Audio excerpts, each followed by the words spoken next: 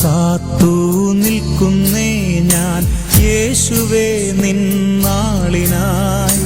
നിൻ വരവിൻ ഭാഗ്യമോർത്താൽ ആനന്ദമെന്താനന്ദം.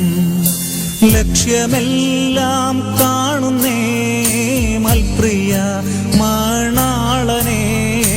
ലക്ഷ്യമെല്ലാം കാണുന്നേ മൽപ്രിയ മണാളനെ. എന്നു മേഘേ വന്നിടുമോ പൊന്മുഖം ഞാൻ മുത്തിടാൻ. എന്നു മേഘേ വന്നിടുമോ പൊന്മുഖം ഞാൻ മുത്തിടാൻ.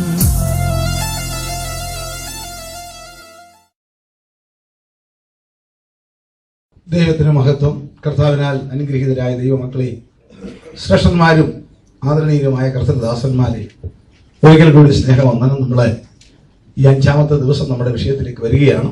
മേലിൽ സംഭവിപ്പാനുള്ളത് ഞാൻ നിനക്ക് കാണിച്ചു തരാം. പത്മോസിലായിരുന്ന യോഹന്നാനോട് സഭകളോടുള്ള ആലോചനകളെല്ലാം പറഞ്ഞു ഒടുവിൽ പറഞ്ഞു, ഞാൻ വാതിക്കൽ നിന്ന് മുട്ടും. അപ്പോൾ കർത്താവ് സഭയുടെ പുറകിൽ വെളിയിലായി. അന്ത്യകാലത്ത് എല്ലാ സഭകളുടെയും അല്ല, വചനബദ്ധതയിൽ നിന്ന് മാറിയ അതിനുശേഷമാണ് പറയുന്നത്, കാഹളനാഥന്റെ ശബ്ദം മേലാൽ സംഭവിപ്പാനുള്ള കാണിച്ചു തരാം. അങ്ങനെ യോഹന്നാൻ ആത്മാവിൽ സ്വർഗത്തിൽ കയറിയ ദൃശ്യങ്ങളാണ് 4ഉം 5ഉം അധ്യായം. അത് നമ്മൾ ചിന്തിക്കാൻ പോവുകയാണ്.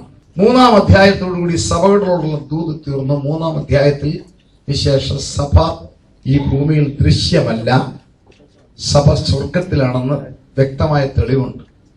4-ാം അധ്യായം മുതൽ 4ഉം 5ഉം അധ്യായങ്ങൾ സ്വർഗത്തിൽ നടക്കുന്ന ചില പ്രധാന സംഭവങ്ങളാണ്. അപ്പോൾ മേലിൽ നടക്കാനുള്ള കാര്യങ്ങളെ ഒന്ന് സമ്മറൈസ് ചെയ്തിട്ടാണ് പോകാൻ. ഒന്ന്, ഇന്നലെ ഞാൻ പറഞ്ഞു 10 കാര്യങ്ങളാണ് പരിശുദ്ധാത്മാ വെളിപ്പെടുത്തിയിരിക്കുന്ന ഫ്യൂച്ചർ ഇവന്റ്സ്. നോട്ട് ചെയ്യേണ്ടവർക്ക് നോട്ട് ചെയ്യാം. 1, റാപ്ചർ. ദൈവമക്കൾ ഒരു കാര്യം ശ്രദ്ധിക്കണം. വേദപുസ്തകത്തിൽ 2 പദങ്ങളില്ല ആസിറ്റീസ്. എന്നാൽ ബൈബിളിനകത്ത് ഇതിന്റെ അർത്ഥം എപ്പോഴും നിറഞ്ഞു നിൽപ്പുണ്ട്. വേദപുസ്തകത്തിൽ 2 വാക്കുണ്ട്. 1 റാപ്ചർ, 2 ട്രിനിറ്റി. തൃത്വം എന്ന വാക്ക് ബൈബിളിലില്ല. അതുപോലെ തന്നെ റാപ്ചർ എന്ന വാക്ക് ബൈബിളിലില്ല. എന്നാൽ ഇതിനകത്ത് മുഴുവൻ അതിനകത്ത് ഉൾപ്പെട്ടിട്ടുണ്ട്. 1 റാപ്ചർ, 2 ഭൂമിയിൽ 7 വർഷം മഹോപദ്രവം. ഇന്ന് സമയം കൊണ്ട് നമ്മൾ ചിന്തിക്കാൻ പോയി എന്താണ് 7 വർഷം. 3 മശിഹായും ദൈവപുത്രനായ ക്രിസ്തുവും സാത്താനുമായിട്ടുള്ള ആദ്യത്തേതും അവസാനത്തേതുമായ മെറ്റീരിയൽ വാർ, അക്ഷരീക യുദ്ധം. ആ യുദ്ധത്തിന്റെ പേരാണ് വാർ ഓഫ് അർമഗദോൻ. അതും കർത്താവ് ചോദിച്ചാൽ അടുത്ത ആഴ്ചയിൽ നമ്മൾ ഒരു ദിവസം അതിനെ ധ്യാനിച്ച് പഠിച്ച് നമ്മൾ അതിൽ എൻജോയ് ചെയ്യും. ആ യുദ്ധത്തിൽ സാത്താന്യ ശക്തികളിൽ 2 ശക്തികൾ, കള്ളപ്രവാചകനെയും എതിർ ക്രിസ്തുവിനെയും നേരെ ഗന്ധകത്തുന്ന പൊയ്യയിലേക്ക് എറിയും. വെളിപ്പാട് 19:20. സാത്താനെ വെളിപ്പാട് 20 1000 വർഷത്തേക്ക് അന്ധതമസിന്റെ ചങ്ങലയിട്ട് ബന്ധിച്ച് അഗാധ കൂപത്തിൽ അടയ്ക്കും. 4ാമത്തെ സംഭവം മഹോപദ്രവത്തിലെ രക്തസാക്ഷികളുടെ ഉയർപ്പെന്ന 1-ാം പുനരുദ്ധാനം. ക്രിസ്തുവിനോടുകൂടി 1000-ാം ആണ്ടിൽ വാഴുവാൻ അവരെ ഉയർപ്പിക്കുന്നു. 5-ാമത്തെ സംഭവം ഇസ്രായേലിന്റെ റെസ്റ്റോറേഷൻ, യഥാസ്ഥാപനം. ഇന്നവർ ലോകത്തിലെ പല രാജ്യങ്ങൾക്ക് തലവേദനയാണെങ്കിൽ അവരെ എല്ലാവരും ബഹുമാനിക്കും. 6-ാമത്തെ സംഭവം ഗബ്രിയേൽ മാലാഖ കന്യക മറിയാമിനോട് പറഞ്ഞ പ്രവചനത്തിന്റെ പരിപൂർണ നിവൃത്തി. കർത്താവായ യേശു രാജാവായിട്ട് ഈ ഭൂമിയിൽ വാഴും. ദൈവമക്കളാകുന്ന നിങ്ങളും ഞാനും തേജസ്സിൽ ഭരണകർത്താക്കൾ. 7-ാമത്തെ കാര്യം, 1000 വർഷം കഴിയുമ്പോൾ സാത്താനെ അഗാധ കൂപത്തിൽ നിന്നും അഴിച്ചുവിടും. വെളിപ്പാട് 20:8 വായിക്കാം. വെളിപ്പാട് 20:8 വായിച്ചാൽ, അവൻ ഭൂമിയുടെ 4 ദിക്കിലുമുള്ള ജാതികളായി 1000 വർഷം കഴിയുമ്പോഴോ 1000 ആണ്ട് കഴിയുമ്പോഴോ സാത്താനെ തടവിൽ നിന്ന് അഴിച്ചുവിടും. അവൻ ഭൂമിയുടെ 4 ദിക്കിലുമുള്ള ജാതികളായി സംഖ്യയിൽ കടൽപ്പുറത്തെ മണൽ പോലെയുള്ള ഗോഗ് മാഗോഗ് എന്നിവരെ യുദ്ധത്തിനായി കൂട്ടിച്ചേർക്കേണ്ടതിന് വശീകരിപ്പാൻ പുറപ്പെടും. അവർ ഭൂമിയിൽ പരക്കെ ചെന്ന് വിശുദ്ധന്മാരുടെ പാളയത്തെയും പ്രിയ നഗരത്തെയും വളയും. എന്നാൽ ആകാശത്ത് നിന്ന് തീയിറങ്ങി അവരെ ദഹിപ്പിച്ചു. 7-ാമത്തെ സംഭവം, ആകാശത്തിൽ തീയിറങ്ങി എല്ലാത്തിനും ദഹിപ്പിക്കും. ആ കൂടെ ഈ ഭൂമിയും കത്തും. അതാണ് പത്രോസ് ലീഗ പറഞ്ഞ് ഈ ഭൂമി തീക്കായി കാത്തിരിക്കുന്നു. 8-ാമത്തെ സംഭവം, വെളിപ്പാട് പുസ്തകം 20-ാം അധ്യായത്തിന്റെ 11-ാം വാക്യം, ഞാൻ വലിയൊരു വെള്ള സിംഹാസനവും അതിൽ ഒരുവൻ ഇരിക്കുന്നതും കണ്ടു. നമ്മുടെ കർത്താവായ മശിഹായുടെ 7-ാമത്തേതും ഒടുവിലത്തേതുമായ ന്യായാസനം സകല പാപികളെയും ന്യായം വിധിക്കുവാൻ. വിശുദ്ധന്മാരെ അല്ല, വിശുദ്ധന്മാർക്ക് ന്യായാസനമുണ്ട്. അത് മശിഹായുടെ 1-ാമത്തെ ന്യായാസനം. സകല ഭാവികളെ അവിടെ ഹാജരാക്കി, തീരെ കുറഞ്ഞത് 10 തെളിവുകൾ ഹാജരാക്കി ഗന്ധകത്തുനിന്ന് പൊയ്യലിടും. 8ാമത്തെ സംഭവം. 9ാമത്തെ സംഭവം വെളിപ്പാട് പുസ്തകം 21-ാം അധ്യായത്തിൽ കാണാം, ഞാൻ പുതിയ ആകാശവും പുതിയ ഭൂമിയും കണ്ടു. ഈ ആകാശമല്ല, ഈ ഭൂമിയല്ല, ഇത് കത്തിപ്പോകും. ഇത് ഓർക്കത്ത് പോലുമില്ല ആരും. യെശയ്യാവ് 65:17 ആർക്കെങ്കിലും ഒന്ന് വായിക്കാമോ? യെശയ്യാവ് 65:17. ഞാൻ പുതിയ ആകാശവും പുതിയ ഭൂമിയും സൃഷ്ടിച്ചു. പുതിയ ആകാശവും പുതിയ ഭൂമിയും സൃഷ്ടിക്കുന്നു. മുമ്പിലത്തവ ആരും no one will remember about that. ആരും ഓർക്കുന്നില്ല, ആരുടെയും മനസ്സിൽ വരികയുമില്ല. ആരുടെയും മനസ്സിൽ പോലും ഈ ഭൂമി വരത്തില്ല. ദൈവമക്കളെ, ഈ ഭൂമിക്ക് അത്രേ ഉള്ളു ഗ്യാരണ്ടി. അതുകൊണ്ട് ആ പാട്ടുകാരൻ പാടുന്ന മണ്ണെ പ്രതി മാണിക്യം വെടിയത്തില്ല. ഈ ഭൂമി കത്തിച്ചു കളയും, ഇത് കത്തിച്ച് നശിപ്പിക്കും. വേറൊരു പുതിയ ആകാശം പുതിയ ഭൂമി സൃഷ്ടിക്കും.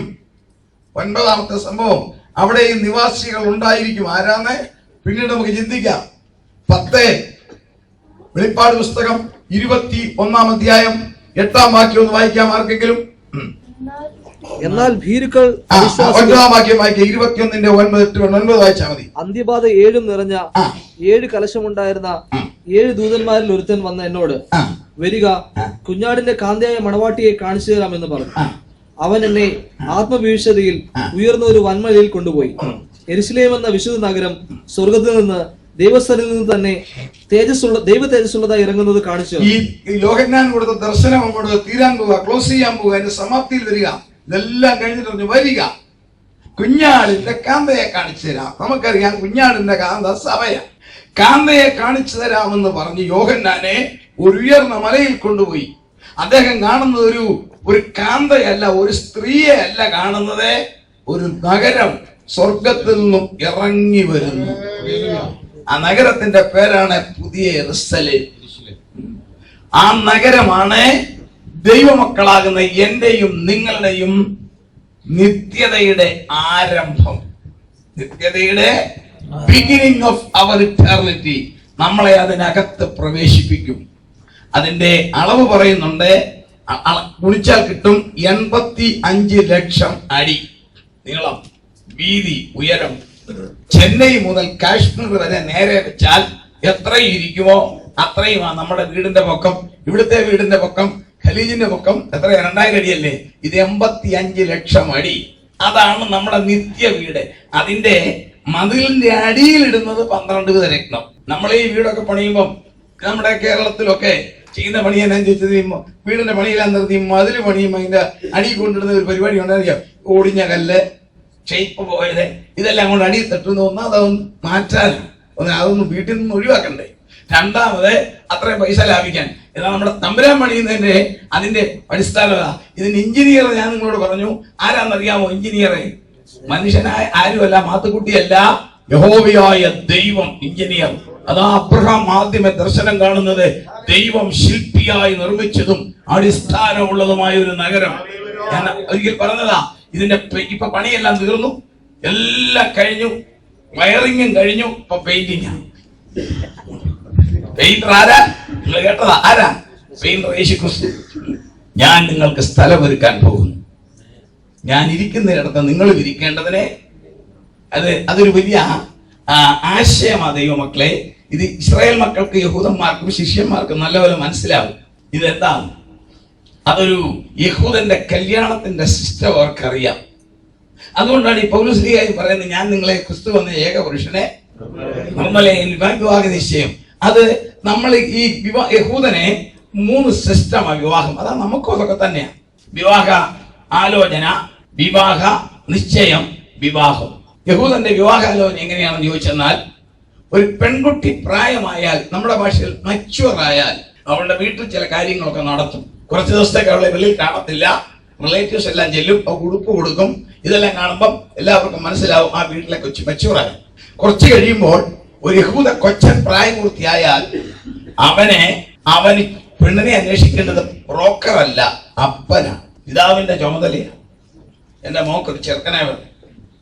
അദ്ദേഹം തിരക്കും, എന്റെ ഗോത്രക്കാരൻ, എനിക്ക് എന്റെ സ്റ്റാൻഡേർഡ്സിന് പറ്റിയ ആൾ ആരുണ്ട്. മറ്റേ പുള്ളി ഒന്ന് ഓടിച്ചു വിട്ടേ, കയറി വന്നു. എനിക്ക് മനസ്സിലായി. ഇങ്ങനെ അപ്പൻ അന്വേഷിക്കും, പറഞ്ഞു ഇന്നടത്തൊരു പങ്കച്ചുണ്ട്, ആ ഗോത്രവും പ്രായവും എല്ലാം നല്ലതെന്ന് കേട്ടു. അടുത്തത് കേട്ടോണം, പകല് ചെല്ലാൻ പാടില്ല. യഹൂദന്മാരുടെ വീട്ടിൽ പകലാരും കാണുക, എല്ലാവരും ജോലിക്കും ബിസിനസ്സിനും പോകും. വൈകുന്നേരം വെയിലാറുമ്പോൾ അപ്പനും മകനും കൂടി ചെല്ലണം. മകന്റെ കയ്യിൽ ഒരു സഞ്ചിയും കാണും. ഒരു വീട്ടിൽ കയറത്തില്ല. യഹൂദന്മാരുടെ വീട് പട്ടണത്തിലാണെങ്കിൽ പടിപ്പുര. അവിടെ ആ പടിപ്പുരയ്ക്ക് ചെന്ന് പത്രോസ് മുട്ടിയപ്പം രോദാമ്മ ഒന്ന് കഥ തുറക്കാതെ ഓടി അകത്തോട്ട് കയറി. പട്ടണം. ഗ്രാമത്തിലാണെങ്കിൽ പടിപ്പുരയല്ല, ഒരു അത്തിമരം വീടിന്റെ വാതിക്കൽ കാണും.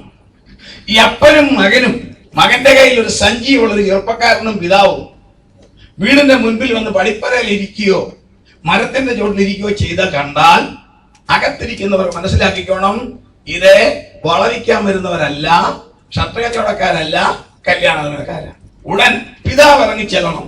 പിതാവ് ഇറങ്ങി ചെന്ന് കഴിയുമ്പോൾ ഒരു ശാലവും എന്ന് പറഞ്ഞ് ചുപ്പിച്ചിട്ട് വന്നയാൾ പരിചയപ്പെടുത്തും, ഞാൻ ഇന്ന ഗോത്രക്കാരൻ, ഇന്ന നാട്ടുകാരൻ, എന്റെ മകനാണിത്, എനിക്ക് ഇത്ര മക്കൾ, ഇത് ഇവൻ യോദ്ധാവാണ്, അല്ലെ ബിസിനസ്സുകാരനാണ്, കൃഷിക്കാരനാണെന്നെല്ലാം പറയും. ഞാൻ ഇവിടുത്തെ പെങ്കൊച്ചിന്റെ കാര്യത്തെ കുറിച്ച് കേട്ടു, ഇവിടുത്തെ മോളെ കൊണ്ട് കൊച്ചിനെ കല്യാണം കഴിപ്പിക്കാൻ ആഗ്രഹിച്ചു വന്നിരിക്കുന്നു എന്ന് പറയും. ഉടൻ പിതാവ് മകളെ വിളിക്കും. മൂടുപടമിട്ട പെൺകുട്ടി അമ്മയുടെ പിന്തുണയോടെ ഇറങ്ങി വരണം. വന്ന് നിൽക്കുമ്പോൾ ഈ കൊച്ചിനെ കുറിച്ചുള്ള മുഴുവൻ ഡീറ്റെയിൽസും, ഈ മകനെ കുറിച്ചുള്ള ഡീറ്റെയിൽസ് പെണ്ണിന്റെ ചെറുക്കന്റെ, ഈ കൊന്നിരിക്കുന്ന ചെറുക്കന്റെ അപ്പനല്ല, പെണ്ണിന്റെ അപ്പൻ മോളോട് പറയണം, മോളെ ഇതാണ് ഈ കൊച്ചൻ, മിടുക്കന, നമ്മുടെ ഭാഷയിൽ പറഞ്ഞ MBA കാരനാ, അല്ലെ BDS, MBBS, കോഴഞ്ചേരിക്കാരനാ, ഇന്ന ചർച്ചിലെ അംഗം, നമ്മുടെ ഭാഷ പറഞ്ഞു, അവിടെ ഒന്നും ഇല്ലേ, ഇന്നെല്ലാം പറയും. എന്നിട്ട് ചോദിക്കുന്ന, നിനക്ക് ഇഷ്ടമാണോ? വിവക്ക് കാണാം, ചെറുക്കനെ മൂടുപടത്തിൽ കൂടെ കാണാം, ചെറുക്കനൊട്ട് കാണാനും മേല, അവൻ വിശ്വാസത്താലുവാ. അപ്പൊ അവിടെ നിന്നുകൊണ്ട് അത് ഇതൊന്നും പറയാനൊക്കത്തില്ല. ഒന്നുകിൽ യെസ് അല്ലെങ്കിൽ നോ. ആ കൊട്ടി എനിക്ക് വേണ്ട, താല്പര്യമില്ല എന്ന് പറഞ്ഞെന്നാൽ വെള്ളം പോലും കുടിക്കത്തില്ല, ഷാലോ എന്ന് പറഞ്ഞ് തിരിച്ചങ്ങ് പോകും. എന്നാൽ അവള് പറയുകയാണ്, മിണ്ടാതിരുന്നാലും നോക്കത്തില്ല, പപ്പാന്നൊന്നും പറഞ്ഞാലൊക്കത്തില്ല, തീർത്ത് കാര്യം പറയണം. പറഞ്ഞാൽ അടുത്തത് കേട്ടോണം. പറഞ്ഞ ഉടൻ ഈ കൊച്ചിന് കൈ കൊടുക്കും അപ്പൻ. അടുത്തത് കേൾക്കണമോ?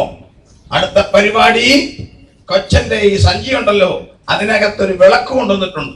കൊച്ചൻ ആ വിളക്കെടുക്കും, അതിനകത്ത് എണ്ണ ഒഴിക്കും, അത് കത്തിക്കും, പെൺകുട്ടിയുടെ കയ്യിൽ കൊടുക്കും.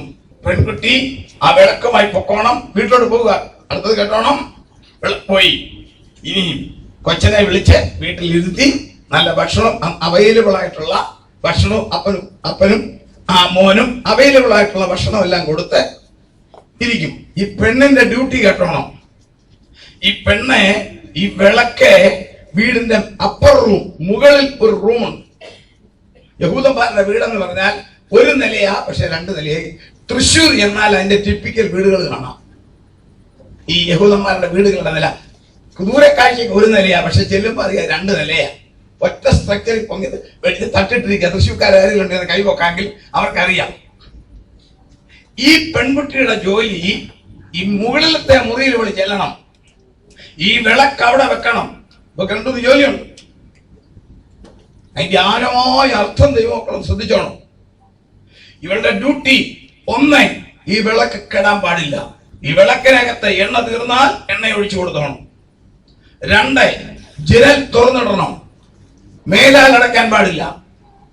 3, അവൾക്ക് എവിടെ ജോലിക്ക് പോകാം, വീട്ടിൽ ജോലി ചെയ്യാം, പുറത്തു പോകാം, പക്ഷെങ്കിൽ അവൾ രാത്രിയിൽ ആ മുറിയിൽ മാത്രമേ അന്തി ഉറങ്ങാവുള്ളൂ.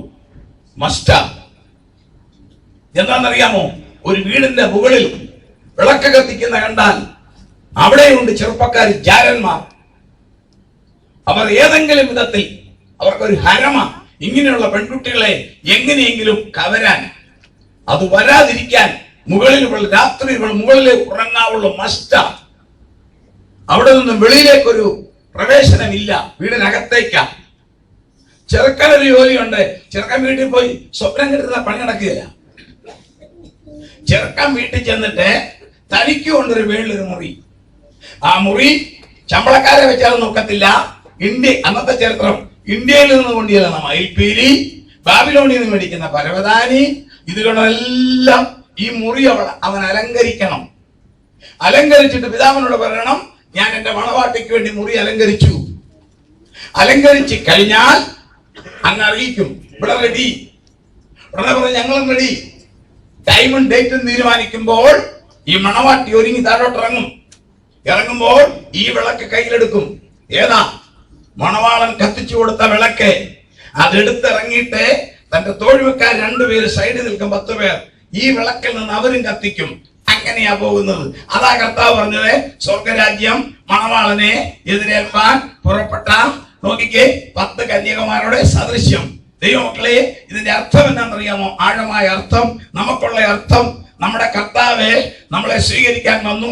നമ്മൾ കർത്താവിനെ രക്ഷകനായി സ്വീകരിച്ചു കഴിഞ്ഞപ്പോൾ അവൻ നമുക്ക് കത്തിച്ചു തന്ന വിളക്കിന്റെ പേരാണ് പരിശുദ്ധാത്മാവിന്റെ ശക്തി. ആ വിളക്ക് കത്തിപ്പിടിച്ചിരിക്കുന്ന നിങ്ങൾക്ക് ജോലി ചെയ്യാം, ഭക്ഷണം കഴിക്കാം. പക്ഷെ ഉറങ്ങേണ്ടത് എവിടെയാണെന്നറിയാമോ? ദൈവസഭയാകുന്ന ആത്മീയ അനുഭവമാകുന്ന അപ്പർ റൂമിൽ ഉറങ്ങിയില്ലെങ്കിൽ ജാരന്മാർ തകർത്തോണ്ട് പോകും. അത് വരാതിരിക്കാൻ സഭയാകുന്ന ആത്മീയ കുടിവരവാകുന്ന ആ അപ്പർ റൂമിൽ താമസിക്കുമ്പോൾ നമ്മുടെ മണവാളൻ നമുക്ക് വേണ്ടി അവിടെ മനോഹരമായ പെയിന്റിംഗ്. അതാണ് പറഞ്ഞത്, ഞാൻ നിങ്ങൾക്ക് സ്ഥലമൊരുക്കാൻ പോകുന്നു. പുതിയ യെരൂശലേം അകത്ത് നമുക്ക് വേണ്ടി ഒരുക്കുന്നത് നമ്മളിവിടെ ചെയ്യുന്ന പ്രവർത്തിക്കുന്ന അക്കൗണ്ട്. അവിടെ ഈ ചൂട് സഹിച്ച് ഈ ക്ലാസ്സിന് വന്നതിന് പെയിന്റിംഗ് ഇച്ചിരി കൂട്ടും. കർത്താവിന് വേണ്ടി എന്തെല്ലാം ചെയ്തിട്ടുണ്ടോ അതിന് തക്കവണ്ണം അവിടെ ചിത്രപ്പണി ചെയ്യും. അതുകൊണ്ടാണ് ദൈവം തന്നെ സ്നേഹിക്കുന്നവർക്ക് ഒരുക്കിയിട്ടുള്ളത്. കണ്ണ് കണ്ടിട്ടില്ല, ചെവി കേട്ടിട്ടില്ല. അതാണ് വീട്.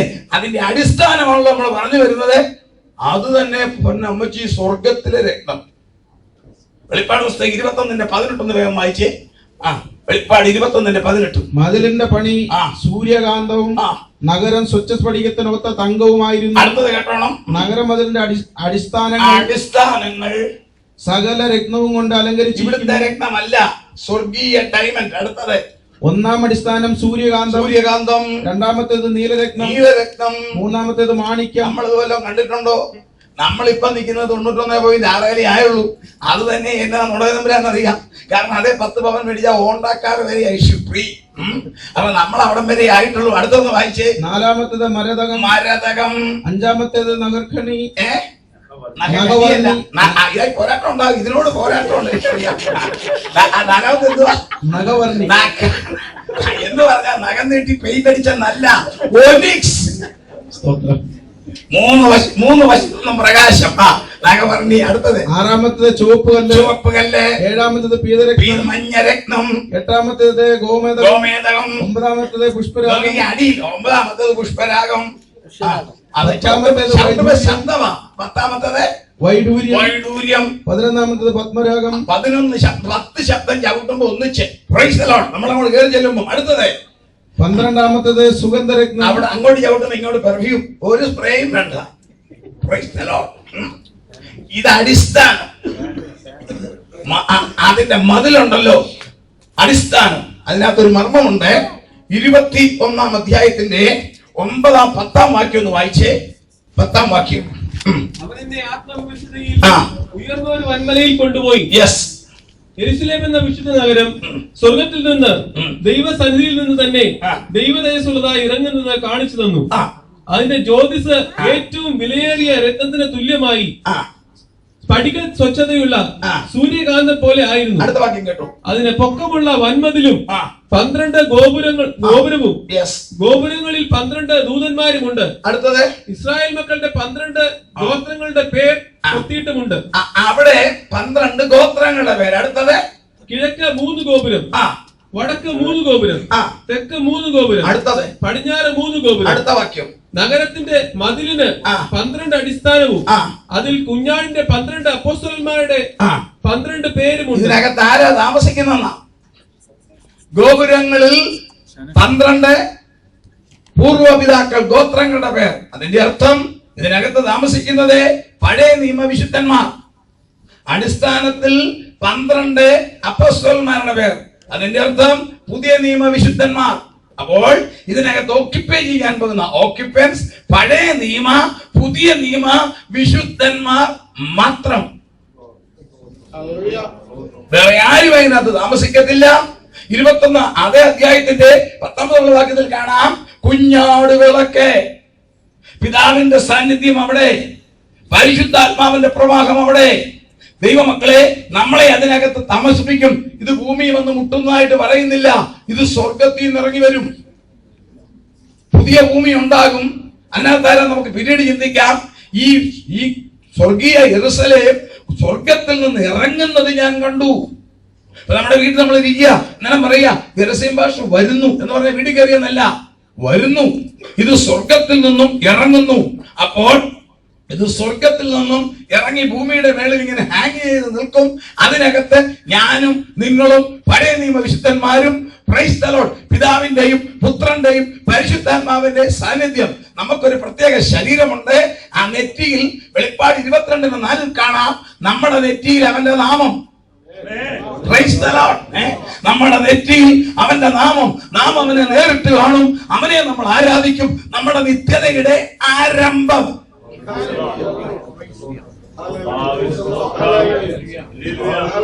ഈ പുതിയ യെരൂശലേം മേലോട്ട് എപ്പോ എടുക്കുന്നു ഒന്നും വെളിപ്പെടുത്തിയിട്ടില്ല. അതോടെ നമ്മുടെ ന്യൂറോ സിസ്റ്റത്തിന്റെ പവറിന് അതിനപ്പുറത്തുള്ള കാര്യങ്ങളൊന്നും പറഞ്ഞാൽ ഏക്കുകയില്ല. നമ്മുടെ കപ്പാസിറ്റി അവിടം വരെ ഉള്ളൂ, അവിടം വരെ. ഇതാണ് മേലിൽ സംഭവിക്കാനുള്ള 10 കാര്യം. ഇത് ഞാൻ സമ്മറി പറഞ്ഞു. ഇനിയും നമുക്ക് ഒന്നാമത് ഒരു 1-2 കാര്യങ്ങൾ നമ്മൾ ചിന്തിക്കാൻ പോവുക. ഒന്ന്, ഈ ക്രിസ്തുവിൽ മരിച്ചവർ ഉയർക്കും. എപ്പോഴാ എന്ന് പറഞ്ഞു? എപ്പോഴാ? യെസ്. ഇപ്പൊ മരിച്ചവരുടെ ആത്മാക്കളെ എവിടെ? സ്തോത്രം. അതൊന്ന് ചിന്തിക്കണം. പലർക്കും പല ധാരണകളുണ്ട്. സയൻസ് എന്ത് പറയുന്നു, ബൈബിൾ എന്ത് പറയുന്നു? ആദ്യമേ സയൻസ്, ബൈബിൾ എന്ത് പറയുന്നു നോക്കാം. 2, മെഡിക്കൽ സയൻസ് എന്ത് പറയുന്നു? മെഡിക്കൽ സയൻസ് കണ്ടുപിടിച്ചതിന്റെ പേരാണ് ലൈഫ് ആഫ്റ്റർ ലൈഫ്. അവർ റിസർച്ച് ചെയ്ത് കണ്ടുപിടിച്ച ഒരു തിയറിയുടെ പേരാണ് ലൈഫ് ആഫ്റ്റർ ലൈഫ്. മരിച്ചവരെവിടെ? പഴയ നിയമത്തിൽ വ്യക്തമായിട്ട് പറയുന്നത്, ഞാൻ പറഞ്ഞു, ഭൂമിക്ക് 3 ഭാഗം: പാതാളം, അധമപാതാളം, അഗാധകൂപം. Hades, Tartarus, bottomless pit. അഗാധകൂപത്തിലാണ് ഒരു പ്രത്യേക ജീവികളെ ഇട്ടിട്ടുണ്ട്. അതാ കുറച്ച് കഴിയുമ്പോൾ ഇറക്കി വിടും. നമ്മൾ പോയി 4-4.5 കൊല്ലം കഴിയുമ്പം അന്ന് ഞാൻ പറഞ്ഞു, അമ്മച്ചി പച്ച വീട്ടിലെ കഥക് തുറക്കടിയും നരിമോളോട് പറയുന്നത് കുത്തു കേടിക്കുന്നു. അത് അഗാധകൂപത്തിലാണ്. എന്നാൽ അതിന്റെ മേളിൽ 2 ലെയർ ഉണ്ട്. ഏറ്റവും മേളത്തെ ലെയറിന്റെ പേരാണ് പാതാളം. അതിന്റെ അടി അധമ പാതാളം. തിരുവചനം പറയുന്നു, പഴയ നിയമകാലത്ത് മരിച്ചവർ എവിടെ പോയി? വായിക്കാം. ലൂക്കോസിന്റെ സുവിശേഷം 16-ാം അധ്യായം 18-ാം വാക്യം. ലൂക്കോസിന്റെ സുവിശേഷം 16-ാം അധ്യായം 18-ാം വാക്യം. ഭാര്യയെ ഉപേക്ഷിച്ച് 18-ാം വാക്യം. ധനവാനായ ഒരു മനുഷ്യനുണ്ടായിരുന്നു. ഒരു മനുഷ്യനുണ്ടായിരുന്നു. അവൻ ധൂമ്രവസ്ത്രം പട്ടും ധരിച്ച് 16-19 വായിച്ചാട്ടെ. ധനവാനായ ഒരു മനുഷ്യനുണ്ടായിരുന്നു. Yes. അവൻ ധൂമവസ്ത്രവും പട്ടും ധരിച്ച് ദിനം പ്രതി ആഡംബരത്തോടെ സുഖിച്ചുകൊണ്ടിരുന്നു. ഒരു മനുഷ്യന്റെ ലൈഫ് പാറ്റേൺ പറയുക. അവനെല്ലാം ഉണ്ട്, പക്ഷേ ഒന്നില്ല, അവന് യാതൊരു സ്പിരിച്വൽ ആസ്പെക്ട്സും ഇല്ല. ഞാൻ വിശദീകരിക്കേണ്ടത് നിങ്ങൾക്കറിയാം. അങ്ങനെ ജീവിക്കുന്ന ധാരാളം ആളുകൾ ഇന്നും ക്രൈസ്തവ ലോകത്തിലുണ്ട്. ഇതൊന്നും പാപമാണെന്നല്ല. നല്ല വസ്ത്രം ധരിക്കുന്നു, നല്ല ഭക്ഷണം കഴിക്കുന്നതും അവിടെ യാതൊരു ആത്മീയവും ഇല്ല. ദിനം പ്രതി എങ്ങനെയൊക്കെയാ? ദിനം പ്രതി ആഡംബരത്തോട് സുഖിച്ചുകൊണ്ടിരുന്നു. അടുത്ത വാക്യം. ലാസർ എന്നു പേരുള്ള ഒരു ദരിദ്രൻ വ്രണം നിറഞ്ഞവനായി അവന്റെ പടിപ്പുരയ്ക്കൽ കിടന്ന്. നമുക്കറിയാം, സൺഡേ സ്കൂൾ മുതൽ നമ്മൾ പഠിക്കുന്ന 2 ക്യാരക്ടർ, ഒന്നൊരു ധനവാൻ, ഒന്നൊരു ദരിദ്രൻ. അടുത്ത വാക്യം. അവന്റെ പടിപ്പുരയ്ക്കൽ കിടന്ന് ധനവാന്റെ മേശയിൽ നിന്ന് വീഴുന്നത് തിന്ന് വിശപ്പടക്കുവാൻ ആഗ്രഹിച്ചു. അവൻ ആഗ്രഹിക്കുക. കാരണം ഈ മേശയിലെ കുക്ക് ചെയ്യുന്ന അടുക്കളയിലാണെങ്കിൽ എന്റെ മണം ഇങ്ങ് വരും, അതൊക്കെ കിടക്കുക. ആ മണം വരുമ്പോ അവൻ അറിയാം നല്ലയാള് കൂടിയ സാധനമാണ്. അവൻ ആഗ്രഹിച്ചു, അവന് കിട്ടിയില്ല. അവന്റെ മുറിവ് ഡ്രസ് ചെയ്തത് ഈ അച്ചായന്റെ വീട്ടിലെ പട്ടി അല്ലേ. 2 അവിടെ കിടപ്പുണ്ട്. അതിനെ അഴിച്ചു വിടുന്ന രാവിലെ ഒരു പോമേറിനും ഒരു അൽസേഷനും, ഞാൻ അലങ്കാര ഭാഷ പറയാം, അതിനെ അഴിച്ചു വിടുമ്പോൾ അത് ഓടി വന്നൊരു നക്ക് നക്കും. അങ്ങനെ അവന്റെ വ്രണങ്ങൾ നായ്ക്കളും വന്ന് നക്കി. അടുത്ത വാക്യം. ആ ദരിദ്രൻ മരിച്ചപ്പോൾ, ആദ്യം മരിച്ചത് ഈ ദരിദ്രനാണ്. അടുത്ത കേട്ടോണം. ദൂതന്മാർ അവനെ അബ്രഹാമിന്റെ മടിയിലേക്ക് കൊണ്ടുപോയി. അപ്പോൾ അവൻ മരിച്ചപ്പോൾ വന്നത് ദൂതന്മാർ. ഒന്ന്, he was taken to the bosom of Abraham. അബ്രഹാമിന്റെ മടിയിൽ കൊണ്ടുപോയി. അത് ചിന്തിച്ചോണേ, അബ്രഹാമിന്റെ മടിയിൽ. അടുത്ത വാക്യം. ധനവാനും മരിച്ചു, അടക്കപ്പെട്ടു. അപ്പോൾ റിക്കാർഡിക്കൽ ഫ്യൂണറൽ, അത് അടക്കപ്പെട്ടു. ഗംഭീരമായ ഒരു അടക്കം കൊണ്ട് നടത്തി അല്ലേ. ഗംഭീര അടക്കമൊക്കെ അങ്ങോട്ട് നടത്തി. അടുത്തത് കേട്ടോണം. പാതാളത്തിൽ യാതന അനുഭവിക്കുമ്പോൾ മേലോട്ട് നോക്കി ദൂരത്ത് നിന്ന് അബ്രഹാമിനെയും അവന്റെ മടിയിൽ ലാസറിനെയും കണ്ടു. അപ്പൊ നോക്കിക്കേ, ഇപ്പം അടിയിൽ ആ ചായൻ, മേളിൽ ലാസർ. മേലോട്ട് നോക്കിയെന്നാ ധനവാൻ, താഴോട്ട് നോക്കിയെന്നല്ല. അപ്പൊ ആരാ അടിയിൽ? അടിയിലാരാ? ധനവാൻ. മേളിലാരാ? അപ്പൊ മേളിൽ ലാസർ ഇരിക്കുന്നത് അബ്രഹാമിന്റെ മടി. അതാണ് പാതാളം. പഴയ നിയമകാലത്ത് മരിച്ചുപോയ വിശുദ്ധന്മാരുടെ ആത്മാക്കളെ ദൂതന്മാർ കൊണ്ടെത്തിക്കുന്ന സ്ഥലത്തിന്റെ പേരാണ് ഹെഡ്സ്, പാതാളം. അതാ യാക്കോബ് പറയുന്നത്, എന്റെ നരയെ ദുഃഖത്തോടെ പാതാളത്തിൽ ഇറക്കും. അതാണ് പാതാളം. എന്നാൽ ദൈവത്തെ കൂടാതെ മരിക്കുന്ന എല്ലാ ആളുകളും ചെല്ലുന്ന സ്ഥലത്തിന്റെ പേരാണ് ടാർട്ടസ് അഥവാ പാതാളം. അവിടുത്തെ സ്ഥിതി പുള്ളി ഇങ്ങനെ മേലോട്ട് നോക്കി. അപ്പൊ നോക്കിക്കേ, രണ്ടുപേരും മരിച്ചതാണ്, രണ്ടുപേരുടെ ശവം അടക്കിയതാണ്, സംഗതിയൊക്കെ റെഡി. എന്നാൽ ഈ അടുത്ത വാക്യം വായിച്ചേ. അബ്രഹാം പിതാവേ, എന്നോട് കനിവുണ്ടാകണമേ, ലാസർ വിരലിന്റെ അറ്റം വെള്ളത്തിൽ മുക്കി എന്റെ നാവിനെ തണുപ്പിക്കേണ്ടതിന് അവനെ അയക്കണമേ. നോക്കിക്കേ, ഇതൊരു ഉപമയല്ല. There was a rich man. കർത്താവ് പറഞ്ഞത് ധനവാനായ ഒരു മനുഷ്യൻ ഉണ്ടായിരുന്നു. ഒരു ഉപമ കേൾപ്പിന്നല്ല പറഞ്ഞത്, ഒരു സംഭവമാണ്. This was an incident. അപ്പോൾ രണ്ടുപേർക്ക് ശരീരമുണ്ട്. മരിച്ചു കഴിഞ്ഞപ്പോൾ രണ്ടുപേർക്കും ബോഡി കിട്ടി. ആ ബോഡി ഈ ബോഡിയല്ല. ഈ ബോഡി, നമ്മുടെ ഈ ശരീരം മനുഷ്യൻ only for this universe. നമ്മുടെ ഈ ശരീരം ദൈവം തമ്പുരാൻ മൂക്കിൽ ജീവശ്വാസം ഊതിയപ്പോൾ ഷേപ്പ് കിട്ടിയത് ഈ ഭൂമിക്ക് വേണ്ടി മാത്രം. വേറെ ഒരിടത്തും ഇത് പറ്റുകയില്ല. അതുകൊണ്ടല്ലേ ചന്ദ്രനിൽ പോകണമെങ്കിൽ 1.5 ലക്ഷം രൂപയുടെ കോട്ടിട്ട് പോകാനൊക്കെ തുള്ളലേ പോക്കാം. ഈ ഭൂമിക്ക് വേണ്ടിയാണ് നമ്മുടെ ബോഡി. നമ്മൾ മാത്രമേ ഇങ്ങനെ 90 ഡിഗ്രി സെന്റിഗ്രേഡിൽ നടക്കത്തുള്ളൂ ലംബമായി. അതുകൊണ്ടാ മനുഷ്യവർഗത്തിന് മാത്രമേ തലമുടിക്ക് ഇത്രയും കട്ടിയുള്ളൂ. കാരണം സൂര്യപ്രകാശം അടിക്കുമ്പോൾ നമ്മുടെ സ്കളിന് കേടുവരാതിരിക്കാനാണ്. അതിൽ തന്നെ ആഫ്രിക്കക്കാരുടെ മുടി നിങ്ങൾ കണ്ടിട്ടുണ്ടോ? അത് ചുരുണ്ട് കേളി ചെയ്ത് വെച്ചിരിക്കുക. തമ്പുരാന്റെ പരിപാടിയാ, സയൻസ് കണ്ടുപിടിച്ചതാ. കാരണം ഏറ്റവും കട്ടിച്ചൂട് അവിടെ. അതുകൊണ്ടാണ് മുടി ഇങ്ങനെ ചുരുട്ടി വെച്ചാൽ അതിനിടയിൽ ഓക്സിജൻ കയറി ഒരു തെർമോകോൾ. നിങ്ങൾ നോക്കിക്കേ, ഈ ചിത്രകാരന്മാരൊക്കെ പറയുന്നത് ഈ മനുഷ്യന്റെ മൂക്ക് ഇങ്ങനെ ഇരിക്കുന്നത് മേലോട്ടോ സൈഡിലോട്ടോ ആയിരുന്നു ഇച്ചിരൂടെ സൗന്ദര്യം ഉണ്ടായിരുന്നു. മേലോട്ടായിരുന്നെങ്കിൽ അല്പം കൂടെ ബ്യൂട്ടി ആയിരുന്നു. കർത്താവ് അറിയാം, മേലോട്ടാണ് മഴ ഉണ്ടെങ്കിൽ ഒരൊറ്റ എണ്ണം വെളിയിൽ ഇറങ്ങിയോളൂ. അങ്ങനെ ഓരോ ഭാഗവും ഈ രണ്ട് വിളാപ്പില്ലേലും ആർക്കാ ചെവി കേൾക്കാൻ മേലാത്തത്. ഇത് സൗന്ദര്യത്തിനൊന്നുമല്ല. കർത്താവ് അറിയാം, അന്ത്യകാലത്ത് 32 കഴിയും എല്ലാം ഇത് വെക്കണം. അന്നേരം കലണ്ടറിന് വിദ്യ തുളയ്ക്കുന്നവർ ഇവിടെ കിഴിക്കാനും. ഈ ബോഡി 32 വല്ലേ, ഒരെണ്ണം കുറഞ്ഞാലുണ്ടല്ലോ സംഗതി പോയി. അറിയത്തില്ല, അവിടെ ഒരു മൈനസ് പോയിന്റ് ഒരെണ്ണം കുറഞ്ഞാൽ. നമ്മുടെ ബോഡി അസ്ഥി 207, 208 ഉണ്ട്. എനിക്ക് ഇങ്ങനെ നിൽക്കാനൊക്കെ ഒന്നുമില്ല. 206 ഉണ്ട്. ഞാൻ എവിടെയും ഞെളിയും. തലമുടി കൃത്യമാ. അതൊക്കെ എണ്ണിയാ വെച്ചിരിക്കുന്നത്. പുരുഷന്മാരുടെ തലയിൽ സാധാരണ ആവറേജ് 2 ലക്ഷം. സ്തോത്രം. ഇതെല്ലാം ഈ ബോഡി, ഈ ശരീരം ഈ ഭൂമിക്ക് വേണ്ടിയിട്ടുള്ളതാ. എന്നാൽ അവർക്ക് ശരീരം കിട്ടും. അവിടെ ഓക്സിജനോ നൈട്രജനോ ഒന്നും ഉള്ളതല്ല. അവിടെ 2 പ്രത്യേക ശരീര. ഒന്ന് പ്രൈസ് ദി ലോർഡ്, അവിടുത്തെ ധനവാന് കിട്ടിയ ശരീരം ഉണ്ടല്ലോ, ഏത് ചൂടിനകത്തും കത്തത്തില്ല, ചൂട് അനുഭവിക്കുന്നു. ഞാൻ ഈ ജ്വാലയിൽ കിടന്ന് യാതന അനുഭവിക്കുന്നു.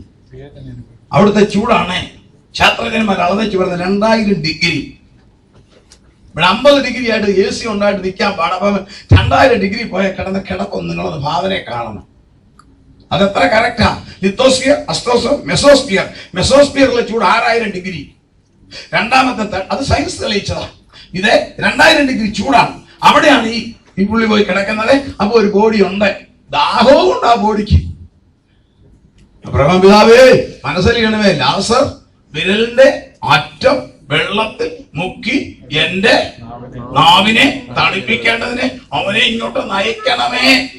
നോക്കിക്കേ, ആ മനുഷ്യന്റെ കഷ്ടതകൾ ഓർത്ത് നോക്കിക്കേ. ജീവിച്ചിരുന്നപ്പം വീടിന്റെ വാതിൽക്ക് കിടന്ന് ശരീരം മുഴുവൻ അവസരം പിടിച്ച് കിടന്നവനാ. അവനിപ്പം നല്ല അബ്രഹാമിന്റെ മടിയിൽ നല്ല കുഞ്ഞുങ്ങളെ അമ്മയുടെ മടിയിൽ ഇരിക്കുന്നതെല്ലാം ഇരിക്കുക. ഇത് കണ്ടോണ്ടാണ് ഈ പുള്ളി പറഞ്ഞ് ഇങ്ങോട്ട് അയക്കണം. ഉടനെ അബ്രഹാം പറഞ്ഞ പോലെ നടക്കത്തെ. അപ്പൊ നോക്കിക്കേ, ഐഡന്റിഫിക്കേഷൻ ഈസ് പോസിബിൾ. അത് ലാസറാന്ന് മനസ്സിലായി, എന്റെ കാർ ഷെഡിന്റെ വെളിയിൽ കിടന്നവനാന്ന് മനസ്സിലായി, ഇല്ലേ? എല്ലാം ഐഡന്റിഫിക്കേഷൻ ഈസ് പോസിബിൾ. അബ്രഹാം പറഞ്ഞു, നടക്കത്തില്ല മോനെ, നമുക്കും ഞങ്ങൾക്കും നിങ്ങൾക്കും ഇടയ്ക്ക് there is a gulf in between us. നിങ്ങൾക്ക് ഞങ്ങൾക്ക് ഇടയ്ക്ക് ഒരു പിളർപ്പുണ്ട്. ഇവിടെ നിന്ന് അങ്ങോട്ടും പറ്റത്തില്ല, അവിടെ നിന്ന് ഇങ്ങോട്ടും. അന്നേരം നോക്കി, എനിക്ക് ഇയാളോട് ബഹുമാനമുണ്ട്, ഈ ധനവാനോട് സഹോദര സ്നേഹമുള്ളതിനാണ്. പുള്ളിക്ക് സഹോദര സ്നേഹമുണ്ട്. പുള്ളി പറഞ്ഞു, എന്നാ ഒരു കാര്യം, ഇങ്ങോട്ട് വിടണ്ട, ഞാൻ ഇവിടെ കിടന്ന് ഈ കത്ത് കത്തിക്കോളാം, ഞങ്ങളുടെ വീട്ടിലോട്ടൊന്ന് പറഞ്ഞു വിടണം, ഞങ്ങളുടെ ചെലവ് കൺവെൻഷൻ. അല്ലാത്തപ്പോ ബന്ധുക്കോസാറിന്റെ കൺവെൻഷൻ ഇത് വിളിക്കുന്നവനാ. ഇപ്പം പറയുക, ഞങ്ങൾക്ക് എനിക്ക് 5 അയ്യന്മാരുണ്ട്, കുട്ടപ്പൻ, ചാക്കോച്ചൻ, മാത്തുക്കുട്ടി, അയ്പച്ചൻ, കുഞ്ഞുഞ്ഞൂട്ടി, 5 എണ്ണം. മുമ്പേ പോകുന്ന ഗോവ് തന്നെ മുമ്പേ ഗമിക്കുന്നു, ഗോക്കളെല്ലാം അത് 5 ഇങ്ങ് വരും. അന്നേരാ പറഞ്ഞത് അങ്ങോട്ട് വിട്. ഉടനെ പറഞ്ഞു, അവിടെ ഗരസീം പാസ്റ്ററുണ്ട്, ഡാനി പാസ്റ്ററുണ്ട്, ചാക്കോച്ചായനുണ്ട്, ജോർച്ചായനുണ്ട്. അതൊന്നും നോക്കത്തില്ല, ചത്തവൻ ചെന്നാലേ നോക്കത്തില്ല. അങ്ങനെ ചത്തവൻ ചെന്നിട്ട് വേണ്ട, ജീവിച്ചിരിക്കുന്നവൻ പറഞ്ഞിട്ട് ഗുണപ്പെട്ടാൽ മതിയെന്ന് അബ്രഹാം പറഞ്ഞു. അപ്പോൾ പഴയ നിയമത്തിൽ മരിച്ചവർ 2 ഭാഗത്തേക്ക് പോകുന്നു. 1 പാതാളം, 2 അധമ പാതാളം. ശ്രദ്ധിച്ചോണം. ഇനി നമ്മുടെ കർത്താവ് കാൽവരി ക്രൂശിൽ യാഗമായി കിടക്കുന്നു. 2 സൈഡിലും 2 കള്ളന്മാർ, ദുഷ്പ്രവർത്തിക്കാർ. ചരിത്രം ഈ കള്ളന്മാരെന്നൊക്കെ മലയാളത്തിൽ പരിവേഷിച്ച് നമ്മൾ ഏർത്തക്കോല മോട്ടിച്ചവനൊന്നും അല്ല. ഇവരാരാന്നറിയാമോ? റോമൻ ആധിപത്യത്തിൽ ജനത്തെ മോചിപ്പിക്കാൻ വിപ്ലവം സൃഷ്ടിച്ചവർ. ചരിത്രം പറയുന്ന 3 പേരായിരുന്നു മുമ്പിൽ നിന്നത്. അവർ 3 പേരുകളാണ് വിപ്ലവം സൃഷ്ടിച്ചത്. ആ വിപ്ലവം മാർസലസ് എന്ന ക്യാപ്റ്റൻ അടിച്ചമർത്തി. അദ്ദേഹമാണ് കർത്താവിനെ ക്രൂശിക്കാൻ മുമ്പിൽ നിന്ന് ഓർഡർ കിട്ടി അദ്ദേഹം ക്രൂശിപ്പിച്ചത്. അത് മറ്റൊരു ചരിത്രമാണ്. റോബ് എന്നൊരു പുസ്തകം കിട്ടിയാൽ നിങ്ങൾ വായിച്ചാൽ കാണാം. മാർസലസ് ആ വർഷത്തെ ഈ റോമൻ ചക്രവർത്തി ഏറ്റവും തലവേദനയുള്ള ഒരു വിഷയമാണ് യഹൂദന്മാരുടെ പെസക. ലോകത്തിലുള്ള എല്ലാ യഹൂദന്മാർ യെരുസലേമിൽ ചെല്ലും, അവർ ഒന്നിച്ചു കൂടും. ഉടനെ അവർക്കൊരു വലിയ ആവേശം. അവർ പറയും, നമുക്ക് നമ്മുടെ രാജ്യത്ത് പിതാക്കന്മാരുടെ പിടിച്ചെടുക്കണം, പ്രശ്നം ഉണ്ടാക്കും. അത് വരാതിരിക്കാൻ എല്ലാ വർഷവും the emperor was very cautious in regards to the movement of Jews during the time of Passover. പക്ഷേ പട്ടാളത്തെ വിടും. ബൈബിളിലുള്ള കാര്യമല്ല, ചരിത്രമാണ് ഞാൻ പറഞ്ഞത്. നമ്മുടെ ആത്മീയ വർദ്ധനവിന് പറയുന്നതേ ഉള്ളൂ, ബൈബിളിലുള്ളതല്ല. ആ വർഷത്തെ ക്രമസമാധാനത്തിന്റെ ചുമതലയ്ക്ക് വിട്ടത് എന്തോ പ്രശ്നം ഉണ്ടാകും എന്നറിയ, ഏതോ മൂവ്മെന്റ് ഒക്കെ അവിടെ നടക്കുന്നു. അവിടെ ചെറിയ തീവ്രവാദമൊക്കെ ഉണ്ട്. അതിനെ നിനവ കോട്ടയിലെ മിലിറ്ററിയാണ് റോമിലെ ഏറ്റവും സ്ട്രോങ് മിലിറ്ററി ചക്രവർത്തിയുടെ. ആ റോമിലെ മിലിറ്ററിയാണ്, റോമിലെയല്ല നിനവക്കോട്ടയിലെ പട്ടാളത്തെയാണ് വിട്ടത്. അതിന്റെ ക്യാപ്റ്റൻ ആയിരുന്നു ക്യാപ്റ്റൻ മാർസലസ്. അദ്ദേഹമാണ് വിപ്ലവം അടിച്ചമർത്തി. അതുകൊണ്ട് ഈ യേശുവിനെ ക്രൂശിക്കേണ്ട ചുമതല അദ്ദേഹത്തിനാണ് കൊടുത്തത്. അദ്ദേഹവും പട്ടാളക്കാരൻ കൂടിയാണ് യേശുവിനെ ക്രൂശിച്ചത്. യേശുവിനെ എല്ലാം 3 പേരെ ക്രൂശിച്ചു. ക്രൂശിച്ചു കഴിഞ്ഞാൽ ഉടനെ പോരാനൊക്കത്തില്ല, ആളുകൾ മരിച്ചു എന്ന് ബോധ്യം വരുത്തണം. അതുവരെ അവിടെ ഇരിക്കുമ്പോൾ ആ ചരിത്രത്തിനകത്ത് റോബ് എന്ന പുസ്തകത്തിനകത്ത് എഴുതിയിട്ടുണ്ട്, അവരിയ്ക്കുമ്പോൾ അവരെ ടൈം പാസ് ചെയ്യാൻ ഒരു പാശി കളിച്ചു. ഏതോ ഒരു പ്രത്യേക കളിസാധനം ഉണ്ട് അവർക്ക്, അതിങ്ങനെ ഉരുട്ടും പട്ടാളക്കാർ. ഇങ്ങനെ ഉരുട്ടി കളിച്ചോണ്ടിരുന്നപ്പോൾ അവർ ബെറ്റ് വെക്കാൻ നേരത്തെ ഒരാൾ പറഞ്ഞു, ഈ ക്രൂശി കിടക്കുന്ന ഗലീലക്കാരന്റെ വസ്ത്രം ഇട്ടിരിപ്പുണ്ട്, അത് ഈ മുഴുവൻ വസ്ത്രം ഇട്ടുകൊണ്ട് ക്രൂശിക്കത്തില്ല, നഗ്നനായിട്ടും ക്രൂശിക്കത്തില്ല, ആരെയും നേക്കഡായിട്ട് ക്രൂശിക്കത്തില്ല. അവരുടെ ഉൾ ഡ്രസ് ഉണ്ട്, ഇന്നർ ഡ്രസ്, അതിട്ടേ ക്രൂശിക്കത്തുള്ളൂ. അപ്പോൾ ഈ പുറമേയുള്ളതായ റോബ് എടുത്ത് മാറ്റി. ആ റോബ് ഇവിടെ ഇരിപ്പുണ്ട്, നമുക്ക് അത് വെച്ച് കളിക്കാമെന്ന് പറഞ്ഞു. അതാണ് ബെറ്റ് വെച്ചത്. അത് വെച്ച് കളിച്ചു. ക്യാപ്റ്റൻ മാർസലസിന് അത് കിട്ടി. അത് കൊണ്ടുപോയി. തിരിച്ചു ഇവർ റോമിൽ ചെന്നപ്പോൾ ഇവർക്ക് ഒരു റിസപ്ഷൻ കൊടുത്തു. ആ വർഷത്തെ വിപ്ലവമില്ലാതെ പെസക തീർത്തതിന് ഇവർക്കൊരു റിസപ്ഷൻ കൊടുത്തപ്പോൾ ആ ബാങ്കറ്റ് ഹോളിൽ വെച്ച് പറഞ്ഞു, ഇവരെല്ലാം അഭിനന്ദിച്ച് പറഞ്ഞു, നിങ്ങളുടെ എക്സ്പീരിയൻസ് വല്ലതും പറയാനുണ്ടെങ്കിൽ പറയാൻ പറഞ്ഞപ്പോൾ ക്യാപ്റ്റൻ മാർസലസ് പറഞ്ഞു, ഒരു ജൂവിനെ ഞങ്ങൾ ക്രൂശിച്ചു, പക്ഷെ എല്ലാവരും പറഞ്ഞു അവൻ ഉയർത്തെഴുന്നേൽക്കുന്നു. അങ്ങനെ സംഭവിച്ചെന്നാണ് പറയുന്നത്. അവനെ അടക്കി, കല്ലറയിൽ അടക്കി, അവന്റെ ബോഡി വിട്ടുകൊടുക്കേണ്ടതായിട്ട് വന്നു. പൈലറ്റിനെ വിട്ടുകൊടുത്തു. അത് ക്രൂശിക്കടന്നാണ്. ക്രൂശിക്കട്ടവന്റെ ശരീരം ക്രൂശിക്കടന്ന് തീർക്കണം.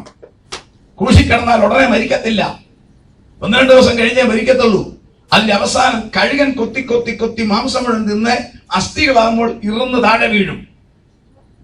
പക്ഷേ ഇദ്ദേഹം പറഞ്ഞു അങ്ങനല്ല സംഭവിച്ചത്. അവന്റെ ബോഡി 3-4 മണിക്കൂറിനകം വിട്ടുകൊടുക്കേണ്ടതായിട്ട് വന്നു. രാഷ്ട്രീയ കാര്യങ്ങൾ ഉണ്ടായിരുന്നു. പക്ഷെങ്കിൽ അതുകൊണ്ട് അടക്കിയിട്ട് റിസറക്ട് ചെയ്തു എന്ന് പറയുന്നു. അദ്ദേഹം പറഞ്ഞു. ഉടനെ ചോദിച്ചു, എനിക്കാണ് ആ ആളിന്റെ റോബ് ഞങ്ങളിങ്ങനെ കളിച്ചോണ്ടിരുന്നപ്പോ കിട്ടിയെന്ന് പറഞ്ഞു. ഉടനെ ആരോ പറഞ്ഞു ഒന്ന് കാണിക്കാൻ പറഞ്ഞു. ഇദ്ദേഹം ഇങ്ങനെ നിർത്തിയെടുത്ത് കാണിച്ചു. ഉടനെ ഒരു ഓഡിയൻസ് ഒരാൾ പറഞ്ഞു, it is seems better one, ഒന്ന് താങ്കളും ധരിക്കാൻ പറഞ്ഞു. ചരിത്രമാണ്, ബൈബിളിലുള്ളതല്ല. ഇദ്ദേഹം നമ്മുടെ കർത്താവിന്റെ കുപ്പായം എടുത്തിട്ടു.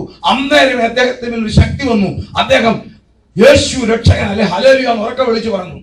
അടുത്ത നിമിഷത്തിൽ അദ്ദേഹത്തെ വെട്ടിക്കൊന്നു, രക്തസാക്ഷിയായി. ഞാൻ പറഞ്ഞതേ ഉള്ളൂ. ഈ മാർസലസ് വിപ്ലവം അടിച്ചമർത്തിയപ്പോൾ 3 പേര് മുമ്പിൽ നിന്നു. അവരെയാണ് അറസ്റ്റ് ചെയ്തത്. അതിലൊരുവനാണ് ബർബാസ്. അവനെയാണ് സ്പെയർ ചെയ്തിട്ട് മറ്റവരെ ക്രൂശിച്ചപ്പോൾ 2 കള്ളന്മാരുടെ, ഞാൻ അറിവിന് പറഞ്ഞതേ ഉള്ളൂ, അല്ലൊരു ബൈബിളിലുള്ളതല്ല, നിങ്ങളതൊരു വസ്തുനിഷ്ഠയായിട്ട് എടുക്കണ്ട, ജസ്റ്റ് ഒന്ന് പറഞ്ഞു. 2 കള്ളന്മാർ 2 സൈഡിൽ കിടക്കുന്നു. വലത്തുഭാഗത്തെ കള്ളനെന്ന് ബൈബിളിലില്ല. 2 സൈഡിലേക്കാൾ തൂക്കിയ ദുഷ്പ്രവർത്തിക്കാരിൽ ഒരുത്തനല്ല വലത്തുഭാഗത്തെ കള്ളനെന്ന് ബൈബിളിലില്ല. അതൊക്കെ ഇമാജിനേഷൻ. വലത്തുഭാഗത്തെ കള്ളനായാലും നമുക്ക് ഗുണമൊന്നുമില്ല. അവൻ പറഞ്ഞു, നീ ദൈവപുത്രനെ, നിന്നെ രക്ഷിക്കും, ഞങ്ങളെ രക്ഷിക്കും, ഇനി വേറെ പണി ഒപ്പിക്കാനായിട്ടാ അതിനാ പറഞ്ഞത്. ഉടനെ കർത്താവ് അവനോട് ഒന്നും വേണ്ടിയില്ല. ഉടനെ മറുവശത്ത് കിടക്കുന്നവൻ പറഞ്ഞു, അവൻ മനസ്സിലായി അവൻ നേരത്തെ അറിയാം, അവൻ വന്ന് തങ്ങളെ പിടിച്ച് രാജാവാക്കാൻ ശ്രമിക്കുന്നു എന്ന് യേശു ഓർത്തിന് മാറിപ്പോയി. അതുകൊണ്ടാണ് അവൻ പറഞ്ഞു, യേശുവേ, നീ രാജ്യത്വം പ്രാപിച്ചു വരുമ്പോൾ എന്നെയും. നമ്മുടെ കർത്താവ് എന്നാ പറഞ്ഞത്? Today you shall be with me at paradise. ഇന്ന് ഇവര് 3 പേരിൽ ആരെ ആദ്യം മരിച്ചതെന്ന് അറിയാമോ? രണ്ട് ദുഷ്പ്രവർത്തിക്കാർ, യേശു. ആരാദ്യം മരിച്ചത്? പട്ടാളക്കാർ കാലൊടിക്കാൻ വന്നു. 2 ദുഷ്പ്രവർത്തിക്കാരുടെ കാലൊടിച്ചു. യേശുവിലേക്ക് വന്ന് യേശു മരിച്ചു പോയതുകൊണ്ട് അപ്പോൾ ആദ്യം മരിച്ചത് കർത്താവ്. മറ്റു 2 കിടക്കുകയാണേ. കർത്താവ് മരിച്ചു. എവിടെ പോയി? പാതാളത്തിൽ. എഫേസ്യർ 4:7 ഒന്ന് വായിച്ച് അവർക്ക് വായിക്കണം. എഫേസ്യർ, മരിച്ചവരുടെ ആത്മാക്കൾ എവിടാന്നാ? എഫേസ്യർ 4:7. എന്നാൽ നമ്മൾ ഓരോരുത്തരും ക്രിസ്തുവിന്റെ ദാനത്തിന്റെ അളവിനൊത്തവണ്ണം കൃപ ലഭിച്ചിരിക്കുന്നു. അടുത്ത വാക്യം, അതുകൊണ്ട് അവൻ ബദ്ധന്മാരെ പിടിച്ചുകൊണ്ടുപോയി ഉയരത്തിൽ കയറി മനുഷ്യർക്ക് ദാനങ്ങളെ കൊടുത്തു. അടുത്ത വാക്യം എന്ന് പറയുന്നു. അടുത്ത വാക്യം, കയറി എന്നതിനാൽ അവൻ ഭൂമിയുടെ അധോഭാഗങ്ങളിലേക്ക് lower parts. ഉണ്ടോ? He has descended to the lower part of the earth. അവൻ ഭൂമിയുടെ അധോഭാഗങ്ങളിലേക്ക് ഇറങ്ങി വരുന്നില്ലയോ? Praise the Lord. ഇനിയും പത്രോസിന്റെ ലേഖനത്തിലുണ്ട്, ഇതിനായിട്ടല്ലോ. ഗുഡ് പറഞ്ഞ ആളിനെ ബ്രദറിനെ ഞാൻ അഭിനന്ദിക്കുന്നു. മരിച്ചവരോട് സുവിശേഷം അറിയിച്ചു. എന്തുവാ? ചത്തുപോയതിനുള്ള ഗുണപ്പെടണം, സ്നാനപ്പെടണം, അഭിഷേകം പ്രാപിക്കണം, സഭയിൽ ചേരണം. ഇതൊന്നും അല്ല. സുവിശേഷം മീൻസ് ഗുഡ് ന്യൂസ്. ഇവൻ കർത്താവ് പാതാളത്തിൽ, ശ്രദ്ധിച്ച് മറ്റേ പുള്ളി ഒന്ന് പഠിച്ചു വിട്ടേ. കർത്താവ് പാതാളത്തിൽ ഇറങ്ങി. ആരാണ് ഈ പാതാളത്തിൽ കിടക്കുന്നത്? പഴയ നിയമഭക്തന്മാർ. അവരിലും ക്രിസ്തുവിന്റെ ആത്മാവ് ഉണ്ടായിരുന്നു. വായിച്ചേ, 1 പത്രോസ് 1:11 വായിച്ചേ. 1 പത്രോസ് 1:8 വേഗം വായിച്ചേ. അവനെ നിങ്ങൾ കണ്ടിട്ടില്ലെങ്കിലും സ്നേഹിക്കുന്നു. 1 പത്രോസ് 1:10 വായിച്ചാലും മതി. നിങ്ങൾക്ക് വരുവാനിരിക്കുന്ന കൃപയെ കുറിച്ച് പ്രവചിച്ച പ്രവാചകന്മാർ represented the Old Testament saints. പ്രവാചകന്മാർ ഈ രക്ഷയെ ആരാഞ്ഞു അന്വേഷിച്ചു. They were seeking this salvation. ദൈവമക്കളെ, നമ്മൾ എത്ര ഭാഗ്യമുള്ളവരാണെന്ന് അറിയാമോ? നമുക്ക് രക്ഷ സൗജന്യമായി ഡയറക്റ്റായി നേരിട്ട് കിട്ടി. നമുക്ക് രക്ഷ നേരിട്ട് കിട്ടി. എവിടുന്നെല്ലാം രക്ഷ നമുക്കിപ്പോ ചിന്തിക്കുന്നില്ല. എവിടുന്നെല്ലാമോ നമ്മൾ രക്ഷ എന്നറിയാമോ? അനേക കാര്യങ്ങൾ നമുക്ക് രക്ഷ കിട്ടി. അവര് രക്ഷ ഒത്തിരി അന്വേഷിച്ചാണ് അവർ പ്രാപിച്ചത്. ഇനിയൊന്ന് വായിച്ചേ. അവർ അന്വേഷിച്ചിരുന്നു അവരിലുള്ള ക്രിസ്തുവിന്റെ ആത്മാവ്, ക്രിസ്തുവിന് വരേണ്ടിയ കഷ്ടങ്ങൾ, അവരിലുള്ള ക്രിസ്തുവിന്റെ ആത്മാവ്. പഴയ നിയമ വിശുദ്ധന്മാരിലും ക്രിസ്തുവിന്റെ ആത്മാവാ. ക്രിസ്തു ദൈവമാ. ഞാൻ രാവിലെ ഷാജി ബ്രദറുമായിട്ട് അല്പം സംസാരിച്ചപ്പോൾ പേഴ്സണലായിട്ട് പറഞ്ഞു, എന്താണ് ക്രിസ്തുവിന്റെ ബ്ലഡ് എന്ന്. ക്രിസ്തു ദൈവമാണ്.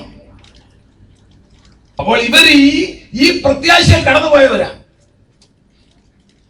നമ്മെ കൂടാതെ രക്ഷാപൂർത്തി പ്രാപിക്കാതിരിക്കേണ്ടത് നമുക്ക് നല്ലത് കരുതിയെന്നേ ഉള്ളൂ. അപ്പോൾ സ്വർഗത്തിലെ ദൈവത്തിന് കർത്താവിന് ഉത്തരവാദിത്വം അവരെ കുറിച്ചും അവർ പാതാളത്തിൽ കിടക്കുകയാണ്. അവിടെ ചെന്ന് അവരോടൊരു ഗുഡ് ന്യൂസ് പറഞ്ഞാൽ അറിയാവോ? നിങ്ങൾ ഭൂമിയിൽ പ്രതീക്ഷിച്ച വീണ്ടെടുപ്പ് ഞാൻ നിവർത്തിച്ചിരിക്കുന്നു. The redemption which you were expected, I have fulfilled at the earth.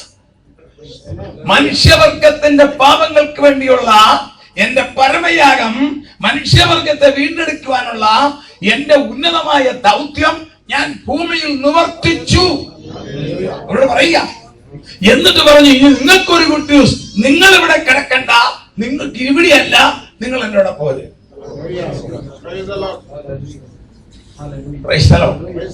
ഇത് അതേ ദിവസം തന്നെ സംഭവിച്ചു.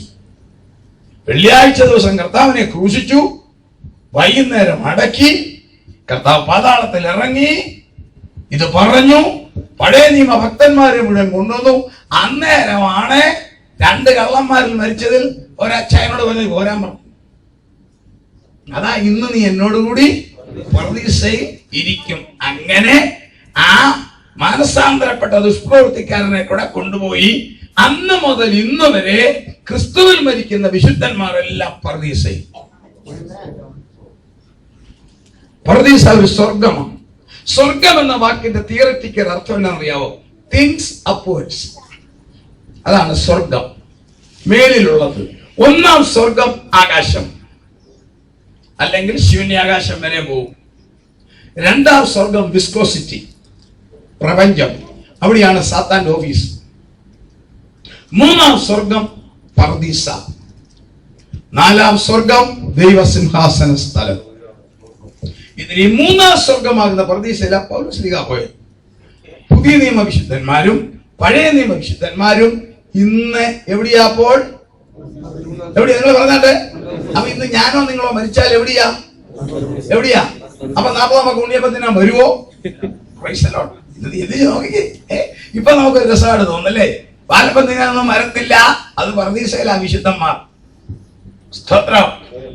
ഒരു വിശുദ്ധൻ മരിച്ചാൽ ക്രിസ്തുവിനോട് കൂടി പൗലോസ് പറഞ്ഞ് വിട്ടുപിരിഞ്ഞ് ക്രിസ്തുവിനോടിരിപ്പാൻ ഞാൻ ആഗ്രഹിക്കുന്നു. അതാ for to me to live is Christ and to die is a gain. ഫിലിപ്പിയർ 1:21. എനിക്ക് ജീവിക്കുന്നത് ക്രിസ്തുവും മരിക്കുന്നത് ലാഭവും. കാരണം പർദീസ. അതുകൊണ്ട് ദൈവമക്കളെ, പുതിയ വിശ്വാസിക്ക് മരണത്തെ പേടിയില്ല. ഞങ്ങളുടെ ഓട്ടത്തിൽ എല്ലാ കടകളും അടയ്ക്കും. 8 മണിയാവും. ഇതുപോലെ 11 വരെയുള്ള പരിപാടിയൊന്നുമില്ല. 8 മണി എൻ്റെ അടുത്ത് എല്ലാ കടയിലും ഗോദ്രേജിന്റെ സ്പെഷ്യൽ താഴ, ആക്സോബ്ലുണ്ട്. കള്ളന്മാർക്ക് ഇറക്കാനൊക്കെ താഴുണ്ട്. അതിട്ട് 2 താഴിട്ട് കൂട്ടും, എന്നിട്ട് പോകും. എന്നിട്ട് ഒരു സെക്യൂരിറ്റി കൂടെ നടത്തും, മൊബൈൽ ഫോണും കൊടുത്ത് നിർത്തും. അവന് യൂണിഫോം ഒക്കെ ഇട്ട് ഇങ്ങനെ നിൽക്കും. 2 കടയുണ്ട്, ഒന്ന് നാഗമ്പടത്തും ഉണ്ട്, ഒന്ന് കോടിമേലുണ്ട്. ഈ 2 കടയെ അടച്ച് ഞാൻ കണ്ടിട്ടില്ല. അതിന്റെ ഷട്ടറും താക്കത്തില്ല, ലൈറ്റും ഓഫ് ആക്കത്തില്ല. 24 hours തുറന്നിട്ടിരിക്കുക. ആരും അതിനകത്തില്ല താനും. അവിടെ നിന്ന് വരും ഒരാണി പോലും മോഷണവും പോയിട്ടില്ല. മഴ കട്ടിയായിട്ട് പെയ്ത് എല്ലി നനഞ്ഞ പോലെ നനഞ്ഞാലും ഒരുത്തരും അതിനകത്ത് കയറി നിൽക്കത്തുമില്ല. ആ കടയുടെ പേരാ ശവപ്പെട്ടിക്കട. ജനത്തിന് അപ്രോച്ച് ചെയ്യാൻ ഭയം. എന്താ ഇവരെങ്ങാണ്ട് എവിടെ കൊണ്ടുപോകുന്ന അറിയത്തില്ല. നമുക്കറിയാം, എന്റെ നിങ്ങളുടെ ശരീരത്തിൽ നിന്നും ആത്മാവ് വേർപെട്ടാൽ തത്സമയം പർദീസയില. കരങ്ങളെ ദൈവത്തെ സ്തുതിച്ചു. എന്നാൽ ക്രിസ്തുവിനെ കൂടാതെ മരിക്കുന്നവരെല്ലാം അന്നും ഇന്നും എല്ലാം പോകുന്നത് എവിടാന്നറിയാമോ? അഥവാ പാതാളം. അവരവിടെ തന്നെയാ. പാതാളം ഇന്ന് വേക്കന്റ്, അവിടെ ആരുമില്ല. പുതിയ നിയമ വിശുദ്ധൻ മരിച്ചാൽ നേരെ ഡയറക്റ്റ് ദൂതന്മാർ വന്ന് പർദീസയിൽ.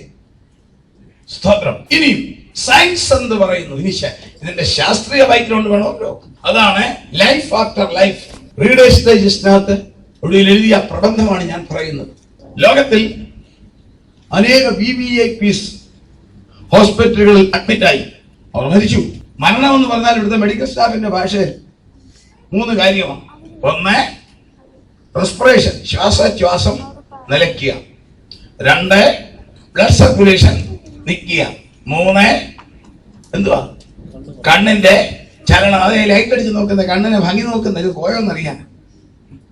കണ്ണിന്റെ കോർണിയ റെറ്റീനയിലൊക്കെ ചില പ്രവർത്തനം നിൽക്കും. ഇതാണ് മരണം. അപ്പോൾ പല ഹോസ്പിറ്റലുകളിലും ലോകത്തിൽ, ഇന്നല്ല കുറച്ച് വർഷങ്ങൾക്ക് മുമ്പാണ് ഇത് കണ്ടുപിടിച്ചത്, പല VVIPs മരിച്ചു. 7 മണി കഴിഞ്ഞ് 5 മിനിറ്റ് ആയപ്പോൾ ഒരാൾ മരിച്ചെന്ന് വിചാരിച്ചു. VVIP. ഉടനെ മെഡിക്കൽ സയൻസ് ആക്റ്റീവായി. അന്നത്തെ കാലത്ത്, ഇന്ന് എനിക്കറിയാമല്ലോ, അന്ന് പ്രഗത്ഭന്മാരെ ഇത് കണ്ടുപിടിച്ച കാലത്ത് എഴുതിയതാ. പ്രഗത്ഭന്മാരെ ഡോക്ടർമാർ ചെയ്യുന്നത് അങ്ങനെ VVIP ആണ്. അവർ ഈ റിപ്പ് ഒടിച്ചിട്ട് നേരെ തള്ളവരല കൊണ്ടിട്ട് തിരുമ്മി കയറ്റും. Cardio pulmonary റെസിസ്റ്റേഷൻ CPR. പക്ഷെ അത് ആദ്യം ചെയ്താരാന്നറിയാം? ഒരു ഡോക്ടറും അല്ല, ഒരു ഉപദേശിയാണ്. ഉപദേശിയുടെ പേരാണ് ആരാ? ആർക്കും അറിയാൻ പറ്റില്ലേ? പുള്ളി ആ CPR ആദ്യം ഉപയോഗിച്ചു. അങ്ങനെ ചെയ്യും.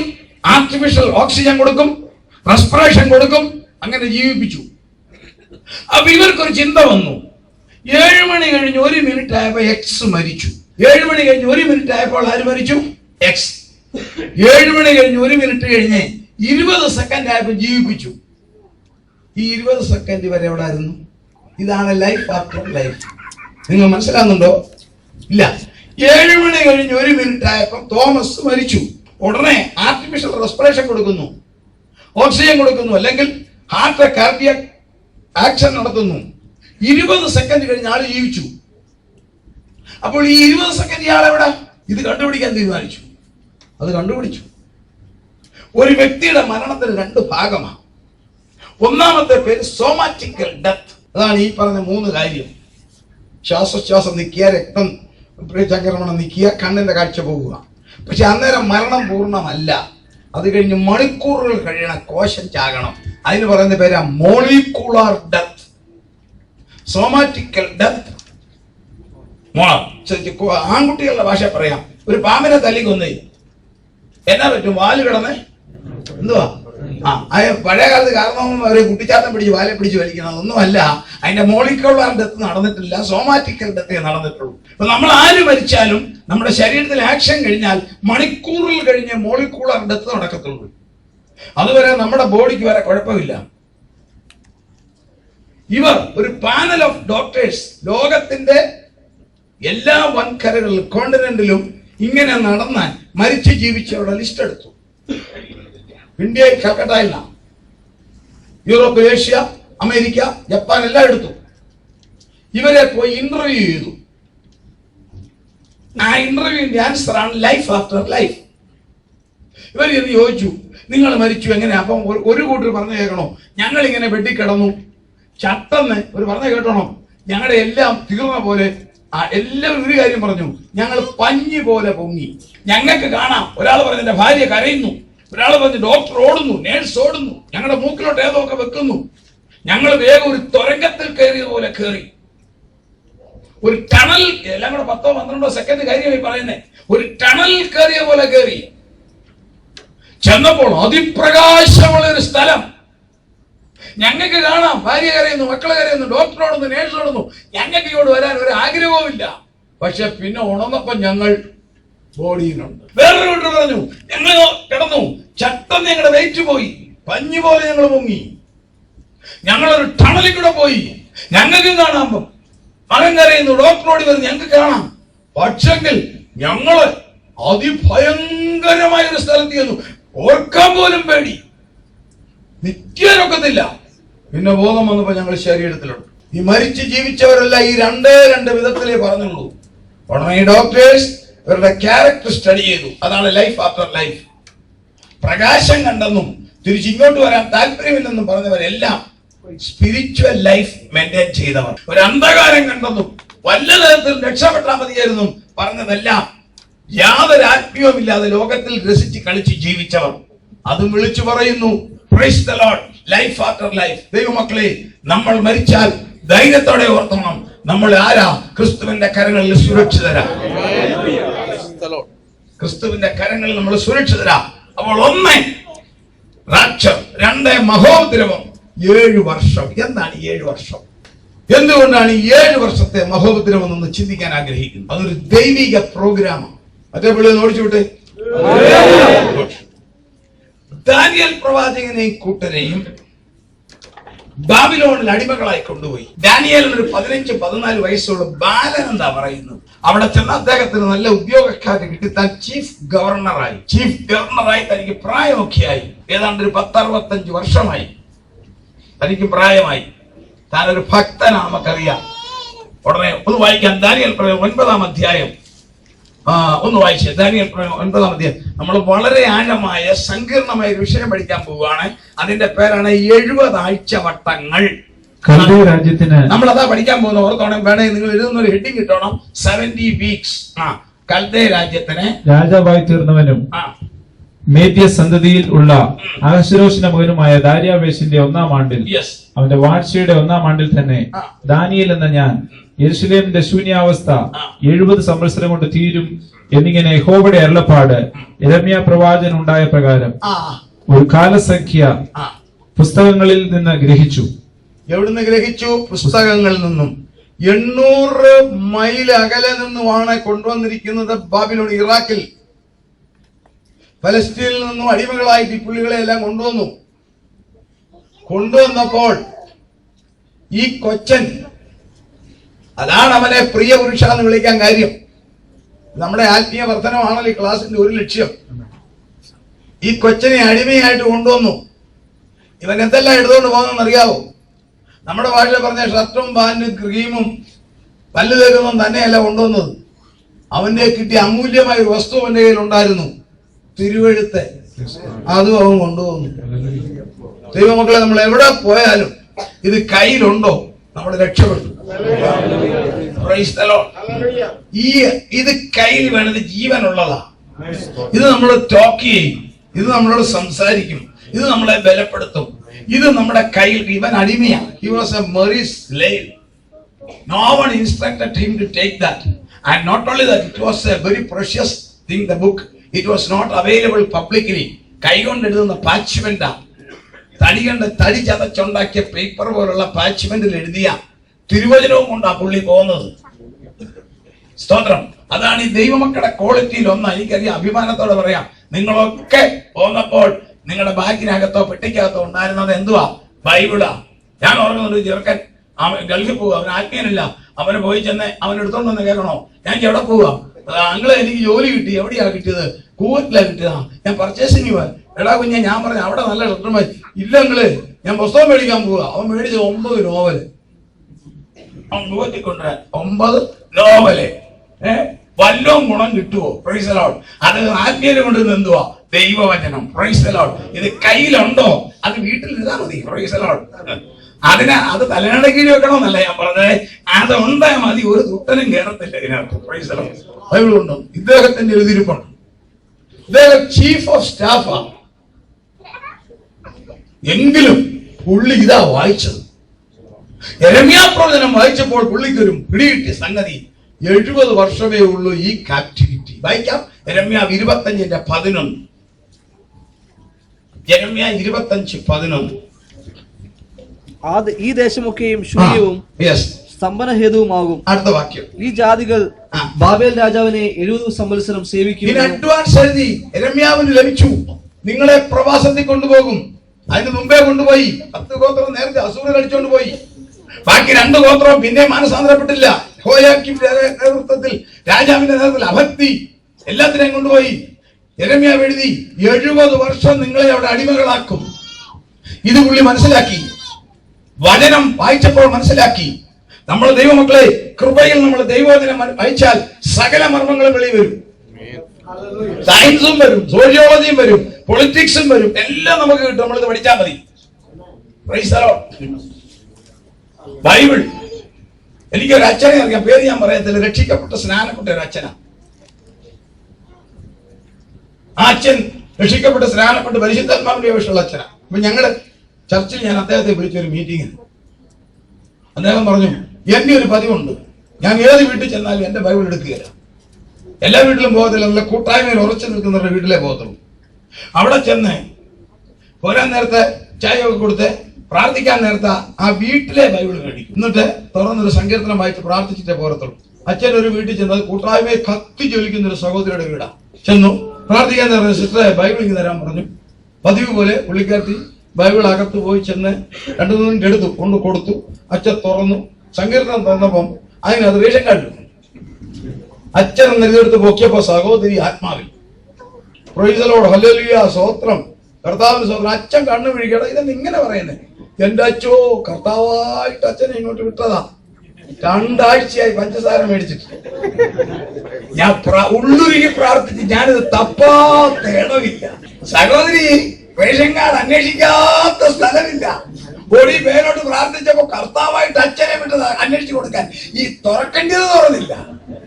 ഇദ്ദേഹം വായിച്ചപ്പോൾ മനസ്സിലായി 70 വർഷമേ ഈ ക്യാപ്റ്റിവിറ്റി ഉള്ളൂ. അടുത്തത് നമ്മൾ ശ്രദ്ധിച്ചോണം. അപ്പോൾ ഏതാണ്ട് ഒരു 10-25 വർഷമായി തീരാൻ പോവുക. അപ്പോൾ ഇദ്ദേഹത്തിന് anxiety. After 70 years what will happen? 70 വർഷം കഴിയുമ്പോൾ എന്തോ സംഭവിക്കും? 70 തീരാൻ പോവുക. ദൈവം ഒരു ബാലനായിട്ട് കൊണ്ടുപോയി. ഇപ്പം പ്രായമായി. സോ ടൈം തീരാൻ പോവുക. അതിന് പുള്ളി ചെയ്ത പരിപാടി ഞാൻ വായിക്കാം. അദ്ദേഹം ഒരു ഉപവാസം എടുത്തു. അപ്പോൾ ഞാൻ ഉപവസിച്ചും രട്ടെടുത്തു. അദ്ദേഹം ഉപവസിച്ച് ഉപവാസത്തിന്റെ മോഡലാണ് പരിശുദ്ധാത്മ നമ്മളെ കാണിക്കുന്നത്. 20-ാം വാക്യം വായിക്കാം. മോഡൽ കേട്ടോണം. മോഡൽ 20-ാം വാക്യം. ഇങ്ങനെ ഞാൻ പ്രാർത്ഥിക്കുകയും എന്റെ പാപവും എന്റെ ജനമായ ഇസ്രായേലിന്റെ പാപവും ഏറ്റുപറയുകയും. ദൈവമക്കളെ, ഇത് നമുക്കുള്ള ഫോർമാറ്റാ. ഇദ്ദേഹത്തിനെ പരിശുദ്ധാത്മാ വിളിക്കുന്ന പ്രിയ പുരുഷാന്നാ. നിങ്ങൾക്കറിയാം, ഏറ്റവും പ്രിയ പുരുഷാന്നാ. ഈ പ്രിയ പുരുഷനെ എങ്ങനെയാ പ്രാർത്ഥിച്ചെന്നറിയാവോ? എന്റെ കർത്താവേ, ഞാൻ നിന്നെ സേവിക്കുന്നു, ഞാൻ നിന്നെ ആരാധിക്കുന്നു, ഞാൻ നല്ല രീതിയിൽ നടക്കുന്നു. ഞങ്ങളുടെ ആളുകളെല്ലാം ഇവിടെ തല്ലിപ്പോയി, അവന്മാരെല്ലാം പാപികളാ, അവരോട് കരുണയുണ്ടാകണമെന്നല്ല പറഞ്ഞത്. ജനത്തിന്റെ പാപവും എന്റെ പാപവും ഏറ്റുപറഞ്ഞു. ജനം അഭക്തരായി, ഇറ്റ് ഈസ് എ ഫാക്ട്. പക്ഷെങ്കിൽ അതിന്റെ ഉത്തരവാദിത്വം ഈ ദൈവശാസ്ത്രങ്ങളോട് ചേർത്തെടുത്തു. ദൈവമക്കളെ, നമ്മുടെ വിശ്വാസികളിൽ ആരെങ്കിലും ബലഹീനരോ ക്ഷീണിതരോ പ്രയാസത്തിലുള്ളവരോ ആത്മീയത്തിൽ ഒരടി പുറകിലോ ഉണ്ടെങ്കിൽ നമ്മൾ അവരെ കുറ്റം വിധിക്കാനല്ല, നമ്മൾ അവരുടെ ഭാരം കൂടെ ഏറ്റെടുക്കണം. നമ്മൾ അവരുടെ ഭാരം കൂടെ ഏറ്റെടുക്കുമ്പോൾ കർത്താവ് പ്രവർത്തിക്കും. അന്നേരം കൊടുത്ത ഉത്തരം എത്ര കാര്യമാണെന്ന് കേട്ടോണം. ചോദിച്ചത് ഈ പ്രവാസം എപ്പം തീരുമെന്ന, കൊടുത്തത് ഉത്തരമാണ്. അത് ഏറ്റവും ഗഹനമായ വിഷയമാണ് ഉത്തരം കൊടുത്തത്. കേട്ടോണം, വായിക്കാം. ഞാൻ എന്റെ പ്രാർത്ഥന കഴിച്ചുകൊണ്ടിരിക്കുമ്പോൾ തന്നെ ആദിയെങ്കിൽ ഞാൻ അത്യന്തം ക്ഷീണിച്ചിരുന്ന സമയം ദർശനത്തിൽ കണ്ട ഗബ്രിയേൽ എന്ന പുരുഷൻ ഏകദേശം സന്ധ്യായാഗത്തിന്റെ നേരത്ത് എന്നോട് അടുത്തു വന്നു. അവൻ വന്ന് എന്നോട് പറഞ്ഞതെന്നാൽ, ദാനിയേലേ, നിനക്ക് ബുദ്ധി ഉപദേശിച്ചു തരേണ്ടതിന് ഞാൻ ഇപ്പോൾ വന്നിരിക്കുന്നു. അടുത്ത വാക്യം. നീ ഏറ്റവും പ്രിയനാകിയ, നീ ഏറ്റവും പ്രിയൻ, നിന്റെ ഉപവാസത്തിൽ ഞാൻ പ്രസാദിച്ചു. പരിശുദ്ധാത്മാ പറയുക. കാരണം നീ പറഞ്ഞ ഈ ജനമെല്ലാം പാപികളാ, ഈ നാട്ടിലുള്ളതെല്ലാം പാപികളാ, ഞങ്ങളുടെ സഭയിലുള്ളതെല്ലാം പാപികളാന്നല്ല. നീയും അതിന്റെ ഉത്തരവാദിത്വം ഏറ്റ് അവർക്ക് വേണ്ടി നീ പ്രാർത്ഥിച്ചപ്പോൾ സ്വർഗം പ്രസാദിച്ചു. അടുത്ത വാക്യം. നീ ഏറ്റവും പ്രിയനാകിയാൽ നിന്റെ യാതനകളുടെ ആരംഭത്തിങ്കൽ തന്നെ കൽപ്പന പുറപ്പെട്ടു നിന്നോട് അറിയിപ്പാൻ ഞാൻ വന്നുമിരിക്കുന്നു. അതുകൊണ്ട് നീ കാര്യം ചിന്തിച്ച് ദർശനം ഗ്രഹിച്ചുകൊള്ളുക. അടുത്തത് കേട്ടോണം. അതിക്രമത്തെ ഈ ചില കാര്യങ്ങൾ പറയുക. അതിക്രമത്തെ തടസ്സം ചെയ്യുക എന്ന് പറഞ്ഞാൽ എന്നാ അർത്ഥം? മാനവരാജിയുടെ പാപങ്ങളുടെ പരിഹാരത്തിനായി കർത്താവ് പരമയാഗമാകും. നമ്പർ 1, അതിക്രമത്തെ തടസ്സം ചെയ്യും. 1600, 700 അല്ല, 2000 ഇഷ്ടം വർഷത്തെ കാര്യമായി പറയുന്നത്.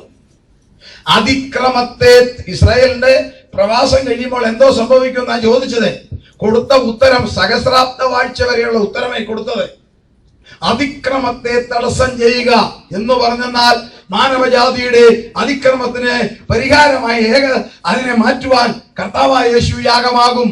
അടുത്തത് പാപങ്ങളെ മുദ്രയിടുവാൻ. എന്താ പാപങ്ങളെ മുദ്രയിടുന്നത്? യേശു രാജാവായിട്ട് വാഴുമ്പോൾ ഈ ഭൂമിയിൽ പാപം കാണത്തില്ല. അടുത്തത് അകൃത്യത്തിന് പ്രായശ്ചിത്തമായി കർത്താവായ യേശു യാഗമാകും. അടുത്തത് നിത്യനീതി വരുത്തുവാൻ. എപ്പോഴായി നീതി? യേശു രാജാവായിട്ട് വരുമ്പോൾ നിത്യനീതി. അടുത്ത വാക്യം. ദർശനവും പ്രവചനവും മുദ്രയിടുവാനും. അതെ, 1000 ആണ്ടിൽ പ്രവചനവും ഇല്ല, ദർശനവും ഇല്ല. അതുവരെ ഉണ്ട്. ദർശനവും പ്രവചനവും 1000 ആണ്ടിൽ ഇല്ലാത്തത് കർത്താവ് കൂടെ ഉള്ളത് കൊണ്ടാ. അടുത്ത വാക്യം. അതിപരിശുദ്ധമായതിനെ അഭിഷേകം ചെയ്യുവാനും. പരിശുദ്ധമായവനെ അല്ല, അതിപരിശുദ്ധമായതിനെ സഹസ്രാബ്ദ ദേവാലയം സ്ഥാപിക്കും. അടുത്ത വാക്യം. അഭിഷേകം ചെയ്യുവാനും. അടുത്ത വാക്യം. തക്കവണ്ണം നിന്റെ ജനത്തിനും. ആരാ നിന്റെ ജനം? ഇസ്രായേൽ. നിന്റെ ജനത്തിനും വിശുദ്ധ നഗരമാകുന്ന യെരുശലേമിനും 70 ആഴ്ചവട്ടം നിയമിച്ചിരിക്കുന്നു. 70 weeks has been appointed for your people and the holy city.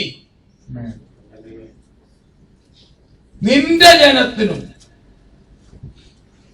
വിശുദ്ധ നഗരത്തിനും 70 ആഴ്ചവട്ടം. 70 ആഴ്ച തൊട്ട് എത്ര ദിവസമാകും?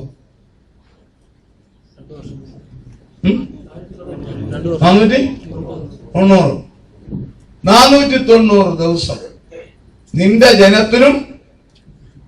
നിങ്ങൾ ചിന്തിച്ചേ, ഇത് വിഷയം ലളിതമാ. ശ്രദ്ധിച്ചില്ല ഒരു പിടിയും കിട്ടത്തില്ല. മറ്റേ പുള്ളി ഒന്നുകൂടെ ഓടിച്ചിട്ടാൻ വേറെ പല ചിന്ത കൊണ്ടുവരുന്നുണ്ട്.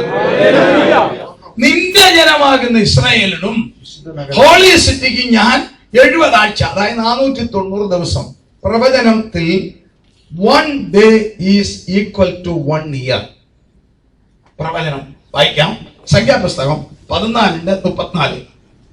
യെഹെസ്കേൽ 4-ാം അധ്യായം 5-ാം വാക്യം വായിക്കുമ്പോൾ കാണാം. സംഖ്യാപുസ്തകം 14:34. നോട്ട് ചെയ്യാം. ദേശം ഉറ്റുനോക്കിയ 40 ദിവസത്തിന്റെ എണ്ണത്തിനൊത്തവണ്ണം, ദേശം ഉറ്റുനോക്കിയ 40 ദിവസത്തിന്റെ എണ്ണത്തിനൊത്തവണ്ണം ഒരു ദിവസത്തിന് ഒരു സംവത്സരം വീതം. 1 day for 1 year. ഒരു ദിവസത്തിന് ഒരു ഒരു സംവത്സരം. സംവത്സരം. ഇനി യെഹെസ്കേൽ 4-ാം അധ്യായം 5-6 വാക്യം. ഞാൻ അവരുടെ അകൃത്യത്തിന്റെ സംവത്സരങ്ങളെ നിനക്ക് ദിവസങ്ങളായി Praise the Lord. അവരുടെ ഈ അകൃത്യത്തിന്റെ സംവത്സരങ്ങളെ നിനക്ക് ദിവസങ്ങളായി എണ്ണും. അതാണ് ഈ 40 ദിവസം ചുറ്റി നടന്നിട്ട് വലിയ മുന്തിരിക്കൊല്ലം പിടിച്ചോണ്ട് വന്നു പറഞ്ഞു ഞങ്ങൾക്ക് അവിടെ വേണ്ടെന്ന്. അതിനാ ഒരു വർഷം, ഒരു ദിവസത്തിന് ഒരു വർഷം, 40 വർഷം കറങ്ങിക്കൊള്ളാൻ പറഞ്ഞു. അപ്പോൾ 490 ദിവസം എന്ന് പറഞ്ഞ എത്ര വർഷമാണ്? 490 വർഷം. സിമ്പിൾ. അടുത്തത് എപ്പം മുതലെന്ന അടുത്ത വാക്യം വായിച്ചു. അങ്ങനെ 390 ദിവസം. അങ്ങനെ 390 അല്ല, മറ്റേ നമ്മൾ ദാനിയേൽ വായിക്കാം. ദാനിയേൽ തടസ്സം ചെയ്ത് ആ പാപങ്ങളെ മുദ്രയിടുവാനും ആ അകൃത്യത്തിന് പ്രായശ്ചിത്തം ചെയ്ത് ആ നിത്യനീതി വരുത്തുവാനും ആ ദർശനവും പ്രവചനവും മുദ്രയിടുവാനും ആ അതിപരിശുദ്ധമായതിനെ അഭിഷേകം ചെയ്യുവാനും തക്കവണ്ണം ആ നിന്റെ ജനത്തിനും ആ വിശുദ്ധ നഗരത്തിനും ആ 70 ആഴ്ചവട്ടം നിയമിച്ചിരിക്കുന്നു. അപ്പൊ എത്ര ദിവസമായി?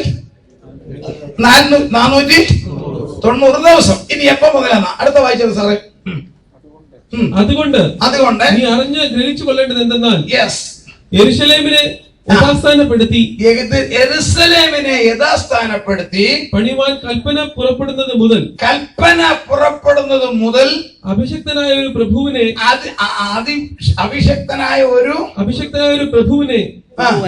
പ്രഭുവിനെയാണോ പ്രഭു ഇതൊക്കെ പോരാട്ടമുണ്ടാവും എനിക്കറിയാം.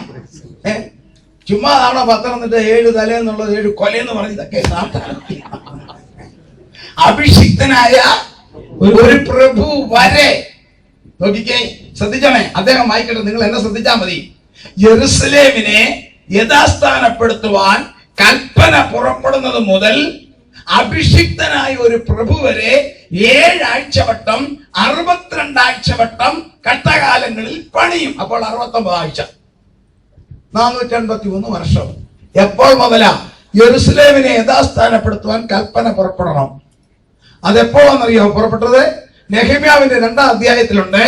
BC 445 മാർച്ച് മാസം 14-ാം തീയതി. നെഹെമ്യാവ് പറയുന്നുണ്ട് മുഖമൊക്കെ വാടിയിരുന്നു. എന്താ നെഹെമ്യാവ് ഇതിന്റെ മുഖം വാടിയിരിക്കുന്നത്? അത് ഞാൻ ഒരാഴ്ച നോയിമ്പായിരുന്നോ ഒന്നും അല്ല, അല്ലെ വീട്ടുകാരിയോട് പിണങ്ങിയോട് വന്നൊന്നും അല്ല പറഞ്ഞത്. എന്റെ പിതാക്കന്മാരുടെ നഗരം ആളില്ലാതെ തകർന്നും കിടക്കുന്നു. ഉടനെ അങ്ങനെയാണോ? ദാ കൽപ്പന. അർത്ഥശിഷ്ട രാജാവ് ഒരു കൽപ്പന പുറപ്പെടുവിച്ചു, യെരൂശലേം പട്ടണം പണിയേണ്ടിയവർക്ക് പോയി പണിയാം. സംഗതി മറന്നത് കണ്ടോ? ഇത് BC 600-ലുണ്ടായ രക്തം 540 ലഭിച്ച 550 ലഭിച്ച ദർശനമാണ്. അത് കഴിഞ്ഞ് 105 വർഷം കഴിഞ്ഞപ്പോൾ BC ജൂലിയൻ കലണ്ടർ അനുസരിച്ച് BC 445 മാർച്ച് മാസം 14-ാം തീയതി അർത്ഥശിഷ്ട രാജാവ് കൽപ്പന പുറപ്പെടുവിച്ചു, യെരൂശലേം പണിയാം. ഇവിടെ പറയുന്നു യെരൂശലേമിനെ യഥാസ്ഥാനപ്പെടുത്തുവാൻ കൽപ്പന പുറപ്പെടുന്നത് മുതൽ BC 445 മാർച്ച് 14 അഭിഷിക്തനായ ഒരു പ്രഭു, the anointed prince, AD 30 April 2 കർത്താവായ യേശു രാജാവായി കഴുതമേൽ കയറി യെരൂശലേം നഗരത്തിൽ വന്നു. AD 30 ഏപ്രിൽ 2 കയറി വന്നു. ഈ കാലഘട്ടം പഠിച്ചാൽ കാണാം, കൃത്യം 483 വർഷം 69 ആഴ്ച. ഇനി കൃത്യം പറഞ്ഞാൽ ഡേറ്റ് അനുസരിച്ച് 1,73,147 ദിവസമുണ്ട്. കലണ്ടർ അനുസരിച്ച് കണക്ക് കൂട്ടിയാൽ 111 ലീപ്പ് ഇയർ ഉണ്ട്. ബാക്കിയെല്ലാം കൂട്ടണം. മാർച്ചിന് 31 എങ്ങനെ കൂട്ടിയാൽ 1,73,147 ദിവസമുണ്ട്. 69 ആഴ്ചവട്ടം തികയണമെങ്കിൽ യഹൂദന്റെ കണക്കിന് 12 മാസത്തിന് 30 ദിവസമാണ്. അവർക്ക് വേണ്ടിയത് 1,77,880 ദിവസം വേണം. അങ്ങനെ ദിവസത്തിന്റെ കണക്കിൽ വരുമ്പോൾ ഇവിടെ 733 ദിവസത്തിന്റെ ഷോർട്ട് ഉണ്ട്. ആ ഷോർട്ടിന്റെ കാര്യത്തിനാണ് പറഞ്ഞത് 7 ആഴ്ചവട്ടം 62 ആഴ്ചവട്ടം 2 ടൈം. ഇതിനിടയ്ക്കുള്ള കാലഘട്ടമാണ് ഈ 731 ദിവസം. ഞാൻ ചോദിക്കട്ടെ, പഴയ നിയമം ആരോടെ തീർന്നു? എല്ലാവർക്കും അറിയാം ആരോടെ തീർന്നു? യോഹന്നാൻ സ്നാപകൻ. Yes, correct. പുതിയ നിയമമാകുന്ന കൃപായുഗം എപ്പോൾ തുടങ്ങി? ഡേറ്റ് പറ. അല്ല, എന്നാ ദിവസമാ? പെന്തക്കോസ്ത് ദിവസം. ഇതിനിടയ്ക്ക് വർഷം എത്ര ഉണ്ടെന്ന് അറിയാവോ? പഴയ നിയമം യോഹന്നാനോടെ തീർന്നെന്ന് കർത്താവ് തന്നെ പറഞ്ഞു. കൃപായുഗം ആരംഭിച്ചത് കർത്താവായ യേശു കാൽവരി യാഗമായ അമ്മ. ഇതിനിടയ്ക്കുള്ള 3 വർഷമുണ്ട്. ഇത് രണ്ടിനകത്ത് ഉൾപ്പെടും. പഴയ നിയമത്തിൽ ഉൾപ്പെടും. കർത്താവിന്റെ പ്രസംഗം കേട്ടതിനാൽ കൃപായുഗത്തിൽ ഉൾപ്പെടും. കോമൺ ടൈമാണ്. ഇതുപോലെ ഈ 831 ദിവസം കോമൺ ടൈം. എന്നാൽ നിങ്ങൾ അത്രയും നമ്മൾ ചുഴിഞ്ഞു ചിന്തിക്കേണ്ട. ഒറ്റ കാര്യം, യെരുസലേമിനെ യഥാസ്ഥാനപ്പെടുത്തുവാൻ കൽപ്പന പുറപ്പെട്ടത് മുതൽ അഭിഷിക്തനായ ഒരു പ്രഭു വരെ 69 ആഴ്ച 483 വർഷം തികഞ്ഞു. അപ്പൊ ഇനി എത്ര വർഷം കിടപ്പുണ്ട്? 7 വർഷം. അത് യഹൂദന് വേണ്ടിയുള്ളതാ. ആ 7 വർഷമാണ് മഹോപദ്രവ കാലഘട്ടം. ഇന്ന് ദൈവം യഹൂദനോട് നേരിട്ട് ഇടപെടുന്നില്ല. എന്തുകൊണ്ടാ? എനിക്കും നിങ്ങൾക്കും വേണ്ടി. റോമർ 11:25 കാണാം, ജാതികളുടെ സംഖ്യ തികയോളും ഇസ്രായേലിന് അംശമായി കാഠിന്യം. എന്താണ് ജാതികളുടെ സംഖ്യ? വേദപുസ്തകത്തിൽ മനുഷ്യവർഗത്തെ 3 ആയിട്ട് തരത്തിരിക്കുന്നു. 1 ലോക ജനത, 2 യഹൂദൻ, 3 ദൈവസഭ. നമ്മൾ ആ യഹൂദന്മാരല്ല, വിവിധ ജനതയിൽപ്പെട്ടവരാണ്. എന്നാൽ നമ്മൾ കൃപയാൽ ദൈവസഭയിലേക്ക് വന്നു. അങ്ങനെ ഇനി എത്ര പേര് കൂടി വരാനുണ്ടോ അതാണ് ജാതികളുടെ സംഖ്യ. ആ ജാതികളുടെ സംഖ്യ ഈ ക്ലാസ്സോടെ ഇവിടെ തികയുകയാണെങ്കിൽ അന്നേരെ കർത്താവ് വരും. ജാതികളുടെ സംഖ്യ തികയുവോളൂ ഇസ്രായേലിന് അംശമായി കാഠിന്യം.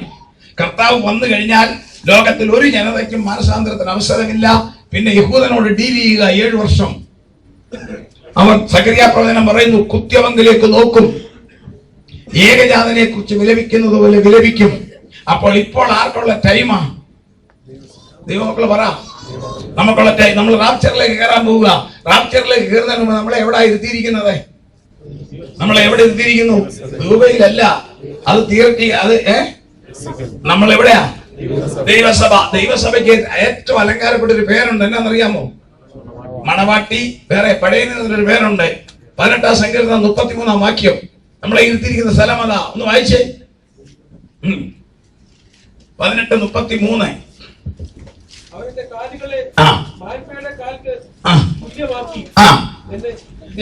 എന്നെ ഗിരികളിൽ നിൽക്കുമാറാക്കുന്നു. ദൈവസഭ എന്ന് പറയുന്ന പർവ്വതമാണ്. നമ്മളെ ഇതിനിടയിൽ അതുകൂടെ മനസ്സിലാക്കിക്കോണം. പർവ്വതത്തിന് 7 പ്രത്യേകത. അതാ ദൈവസഭയ്ക്ക്. പർവ്വതത്തിന്റെ 7 പ്രത്യേകതയിൽ ഒന്ന് എന്താന്ന് കേൾക്കണമോ? അവിടെ നല്ല കാലാവസ്ഥ, കൂൾ വിൻഡ്. നല്ല കാലാവസ്ഥ. പർവ്വതം എന്താ ഈ കൂൾ വിൻഡ് എന്നറിയാമോ? പർവ്വതത്തിൽ നല്ല കാലാവസ്ഥ. ഈ ലോകത്തിന്റെ ബഹളങ്ങളൊന്നുമില്ല. ഇതിനകത്ത് നോക്കിക്കേ, സമാധാന സ്വസ്ഥതയിലിരിക്കുക. 2, അവിടുത്തെ ഏറ്റവും നല്ല പൊല്യൂഷൻ ഇല്ലാത്ത എയർ. അതാണ് ദൈവമക്കൾക്ക് സമാധാനം. 3, ആദ്യത്തെ അവിടുത്തെ നല്ല കാലാവസ്ഥ, വിശുദ്ധി. 2, പൊല്യൂഷൻ ഇല്ലാത്ത എയർ, സമാധാനം. 3, പർവ്വതത്തിൽ കിട്ടുന്ന വെള്ളം വേറെ ഒരിടത്തും കിട്ടത്തില്ല, സ്റ്റിൽ വാട്ടർ, സ്വസ്ഥ ജലം. അതാണ് ദൈവത്തിന്റെ പരിശുദ്ധാത്മാവിന്റെ ഒഴുക്കൽ. 4 പർവ്വതത്തിന്റെ ഒരു പ്രത്യേകത ഉണ്ട്. ചാക്കോയെ എന്ന് വിളിച്ച് അപ്പുറത്ത് ചാക്കോയെ എന്ന് കേൾക്കാം. റിഫ്ലക്ഷൻ, മുഴക്കം, അതാണ് ആരാധന. Price the Lord. അതാണ് ആരാധന. 5 പർവ്വതത്തിൽ ചെന്നാൽ മേഘങ്ങൾ ഏറ്റവും അടുത്ത് വരും. മേഘങ്ങൾ താണു വരും. എന്താ? നമ്മുടെ കർത്താവിന്റെ സാന്നിധ്യ സഭയിൽ. എന്നാൽ പർവ്വതത്തിന് വേറൊരു പരിപാടിയുണ്ട്. പർവ്വതത്തിൽ കൊടും കാറ്റുണ്ട്. ഉൾക്കൊള്ളതല്ലേ, ഭയങ്കര കാറ്റ്, ഹെവി വിൻഡ്. അതേ ദൈവമക്കളെ, സഭയാ, കാര്യമൊക്കെ ശരിയാ. പക്ഷെ കർത്താവ് പറഞ്ഞു, ലോകത്തിൽ നിങ്ങൾക്ക് കഷ്ടമുണ്ട്, ധൈര്യപ്പെടുവീൻ, ഞാൻ ലോകത്തെ ജയിച്ചിരിക്കുന്നു. ഈ പർവ്വതത്തിലും കഷ്ടങ്ങളുണ്ട്, പക്ഷെ പേടിക്കേണ്ട, കർത്താവിന്റെ കയ്യിലാണ് പിടിച്ചിരിക്കുന്നത്. 7 പർവ്വതത്തിൽ പ്രൈസ് ദി ലോർഡ് കൊടുങ്കാറ്റുണ്ട്, എന്നാൽ പിടിച്ചിരിക്കുക. ഈ പർവ്വതത്തിൽ നിന്ന് താഴെ എല്ലാം കാണാം. ഈ ലോകത്തിന്റെ സകല നാശവും ഈ പർവ്വതത്തിൽ ഇരുന്നാലേ നമുക്ക് കാണാനൊക്കത്തുള്ളൂ. ഈ ലോകം എത്ര തകർന്നിരിക്കുന്നു. ഇങ്ങനെ ഞാൻ ആ റാപ്ചറിലേക്ക് ഒരു കാര്യം പറയാൻ പോവുകയാണ്. ഈ പർവ്വതത്തിന് നമ്മളെ താഴെ ഇറക്കാൻ നോക്കും സാത്താൻ. ലോത്തിനോട് പറഞ്ഞ എവിടെ കയറാനാ? എവിടാ? പർവ്വതത്തിൽ കയറാനാ പറഞ്ഞു. എന്തിനാണെന്നറിയോ പ്ലാൻ? നീ പർവ്വതത്തിൽ കയറണം, അപ്പൊ നിനക്ക് അവിടെ നിന്ന് കാണാം. നീ താമസമൊക്കെ കത്തിയത്. ഇവന്റെ ദർശനം എല്ലാം പോയി. ഇവരെന്നാ പറഞ്ഞോ? ഡോക്ടർ പറഞ്ഞോണ്ട് സ്റ്റെപ്പ് കയറും. തെറ്റിച്ചവനാ പറഞ്ഞത് കയറാൻ. ഉടനെ എന്നോട് ഡോക്ടർ പറഞ്ഞോണ്ട് കിതയ്ക്കും കയറരുതെന്ന്. ദർശനം പോയി. നമ്മളെ താഴെ ഇടാൻ സാത്താൻ നോക്കും. ഇത്ര നേരമുള്ള സന്തോഷം. ഇനി ഒരു അല്പം പാവയ്ക്കാൻ നമ്മൾ തിന്നണം. എന്തിനാ അറിയോ? സങ്കീർത്തനം 4:4 വായിച്ചേ. സങ്കീർത്തനം 4:4 ശ്രദ്ധിക്കണം. നമുക്ക് നാളെ എല്ലാവരും നേരത്തെ വേണം. നാളെ റാപ്ചർ. പ്രത്യാശയുടെ പൂ നാളെ വിരിയാൻ പോകും. എന്താ റാപ്ചർ? എങ്ങനെയാ മേലോട്ട് പോകുന്നത്? നടുങ്ങുവീൻ, പാപം ചെയ്യാതിരിക്കും. നടുങ്ങുവീൻ, പാപം ചെയ്യാതിരിക്കും. നമ്മൾ വിശ്വാസിക്ക് പാപമുണ്ടോ? യേശുവിന്റെ രക്തം കൊണ്ട് വീണ്ടെടുത്ത് വിശുദ്ധിയിൽ ജീവിക്കുന്ന ദൈവമക്കളെ, നമുക്ക് പാപമുണ്ടോ? ഒരു വാക്യം കൊണ്ട് വായിച്ച്. പാപം ഉണ്ടാകുന്നത് എങ്ങനെയാ? ഗലാത്യർ 6:7 വായിച്ച്. വേറൊരു ദൈവ സഹോദരൻ എബ്രായർ 3:13 ഒന്ന് വായിച്ച്. ഗലാത്യർ 6:7. ദൈവത്തെ പരിഹസിച്ചുകൂടാ. മനുഷ്യൻ വിതയ്ക്കുന്നത് തന്നെ കൊയ്യും. ജഡത്തിൽ വിതയ്ക്കുന്നവൻ ജഡത്തിൽ നിന്ന് നാശം കൊയ്യും. 6:7. ആത്മാവിൽ വിതയ്ക്കുന്നവൻ ആത്മാവിൽ നിന്ന്. ജഡത്തിൽ വിതച്ചാൽ ജഡത്തിൽ നാശം കൊയ്യും. അടുത്തൊന്ന് വായിച്ചേ. ആത്മാവിൽ എബ്രായർ 3:13. യെസ്. നിങ്ങൾ ആരും, ആ വാക്യമാണ്, നിങ്ങൾ ആരും പാപത്തിന്റെ ചതിയിൽ. അപ്പൊ ദൈവമക്കളെ, നമ്മൾ പാപം ചെയ്യുകയല്ല, പാപത്തിന്റെ ചതിയാൽ കഠിനമായിരിക്കേണ്ടത്.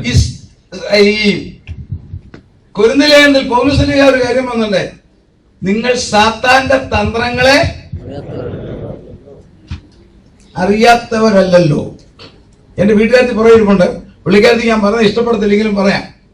ഞങ്ങളുടെ വീടിന്റെ അടുക്കളയോട് ചേർത്ത് പഴയ കാലത്ത് ഞങ്ങൾക്ക് എരുത്തിലുണ്ടായിരുന്നെല്ലാം മാറ്റി ഇപ്പൊ സ്റ്റോർ എന്ന് പറയുന്നത് കൺവേർട്ട് ചെയ്ത് ഇലക്ട്രിഫൈഡ് ആക്കി ആരെങ്കിലും സഹായിക്കുമ്പോൾ നമുക്ക് താമസിക്കാനോ മറ്റുള്ള സാധനങ്ങൾ ഇടാനാ. എന്റെ തിരക്ക് ഞാൻ അവിടെ കയറത്തില്ല. പുള്ളിക്കാരത്തിക്കാ ചാർജ്. എന്നോട് ഒരു ദിവസം രാവിലെ കാപ്പിടിച്ചോണ്ട് പറഞ്ഞു, പപ്പ നമ്മുടെ സ്റ്റോറിന് അതുകൊണ്ട് എലിയ 50 രൂപ കൊടുത്തൊരു എലിപ്പട്ടി മേടിച്ചോണ്ട് തരണം. ഞാൻ കൺവെൻഷന് പോകുമോ എലിപ്പട്ടിയുടെ പുറകെ പോകും. ഇതിലെ കേട്ട് ഞാൻ ഇതിൽ ഞങ്ങൾ വിട്ടിങ്ങനെ പോവുക. 2-3 പ്രാവശ്യം പുള്ളിക്കാരത്തി വന്നിട്ട് ഞാൻ അനങ്ങ പുള്ളിക്കാരത്തി പാടുത്ത് നിർത്തി. ഒരു പ്രാവശ്യം ഞാൻ ഒരു പുതിയ ഒരു വിഷയം പഠിക്കാൻ, ഒരു പുസ്തകം മേടിക്കാൻ ഒരു കോട്ടയത്ത് ഒരു ബുക്ക് സ്റ്റോളിൽ ചെന്നപ്പം അപ്പുറത്ത് നല്ലൊരു ബെസ്റ്റ് ഒരു DTP ബോർഡ് ഹൈടെക് എലിപ്പെട്ടി വിൽക്കപ്പെടും. അപ്പൊ എനിക്ക് പുള്ളിക്കാരത്തെ കാര്യം ഓർമ്മ വന്നു. ഇത് ഹൈടെക് എന്ന് പറഞ്ഞാൽ എന്നാ അറിയണല്ലോ. സഹോദരിമാരുടെ മനഃശാസ്ത്ര സൈക്കോളജി എന്നാ ചോദിച്ചെന്നാൽ, ഒരു സാധനം ചോദിച്ചിട്ട് കൊടുത്തില്ലേ, കുറച്ച് കഴിഞ്ഞിട്ട് നല്ലത് കൊടുത്താൽ പഴയ പിണക്കൊക്കെ അങ്ങ് പോകും. ഞാൻ ആ കടയിൽ കയറി. എന്നെ കണ്ടതും ഇതെന്താ എലിപ്പെട്ടി ഹൈടെക് എന്ന് ചോദിച്ചില്ല. അവന്റെ സൈക്കോളജി ഭയങ്കര. ചോദിച്ചു തീർന്നു 27 രൂപയുടെ കൊക്കക്കോള പൊട്ടിച്ച് കൈക്കൊണ്ട് തന്നു കഴിഞ്ഞു. പിന്നെ ഇറങ്ങിപ്പോകാൻ നോക്കുക.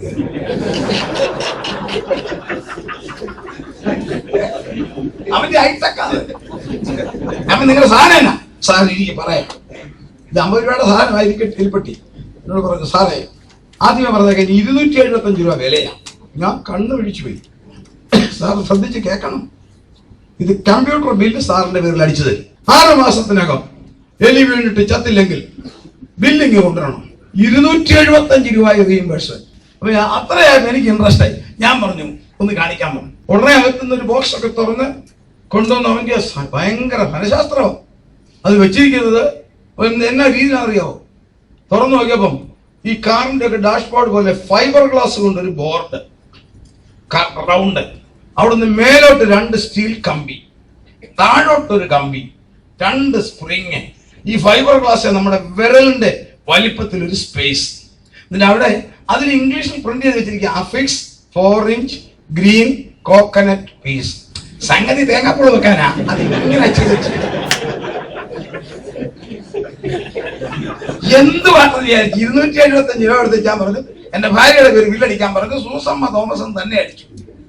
കൊണ്ട് കൈ കൊടുത്തു പറഞ്ഞു, കുഞ്ഞാനെ മുഴുവൻ പിടിച്ചോളാൻ പറഞ്ഞു. പുള്ളിക്കാരത്തെ സന്തോഷവും ഹൈടെക് എലിപ്പട്ടിയല്ലേ കിട്ടിയത്. പക്ഷെ ഒരു കാര്യം കടക്കാരൻ പറഞ്ഞ കറക്റ്റ് ആയിരുന്നു. ഞങ്ങൾ 6 മാസം വെച്ചു, ഒരു എലി വീണിട്ട് വേണ്ട ചാകാൻ. അയാൾ അങ്ങനെ എന്നോട് പറഞ്ഞത്, എലി വീണിട്ട് ചത്തില്ലെങ്കിൽ ഈ 2 സ്പ്രിങ്, ഈ ദ്വാരം, ഈ കമ്പി, ഈ തേങ്ങാപ്പൂള് കണ്ടപ്പം അതിന് പിടി കിട്ടി. ഈ തേങ്ങാപ്പൂള് എന്നെ തീറ്റാനല്ല, എന്നെ കൊല്ലാനാണ്. ദൈവമക്കളെ, ഈ ലോകത്തിൽ ഒത്തിരി തേങ്ങാപ്പൂളുണ്ട് കേട്ടോ. ഞാൻ പറഞ്ഞേക്കാം, അതെന്തിനാന്നറിയാം, നമ്മളെ ഒന്നും നന്നാക്കാനല്ല, നമ്മളെ പിടിച്ചോണ്ട് അവന്റെ പാളയത്തിൽ കൊണ്ടുപോകാൻ. എന്ത് തേങ്ങാപ്പൂളുണ്ടെന്നറിയാവോ?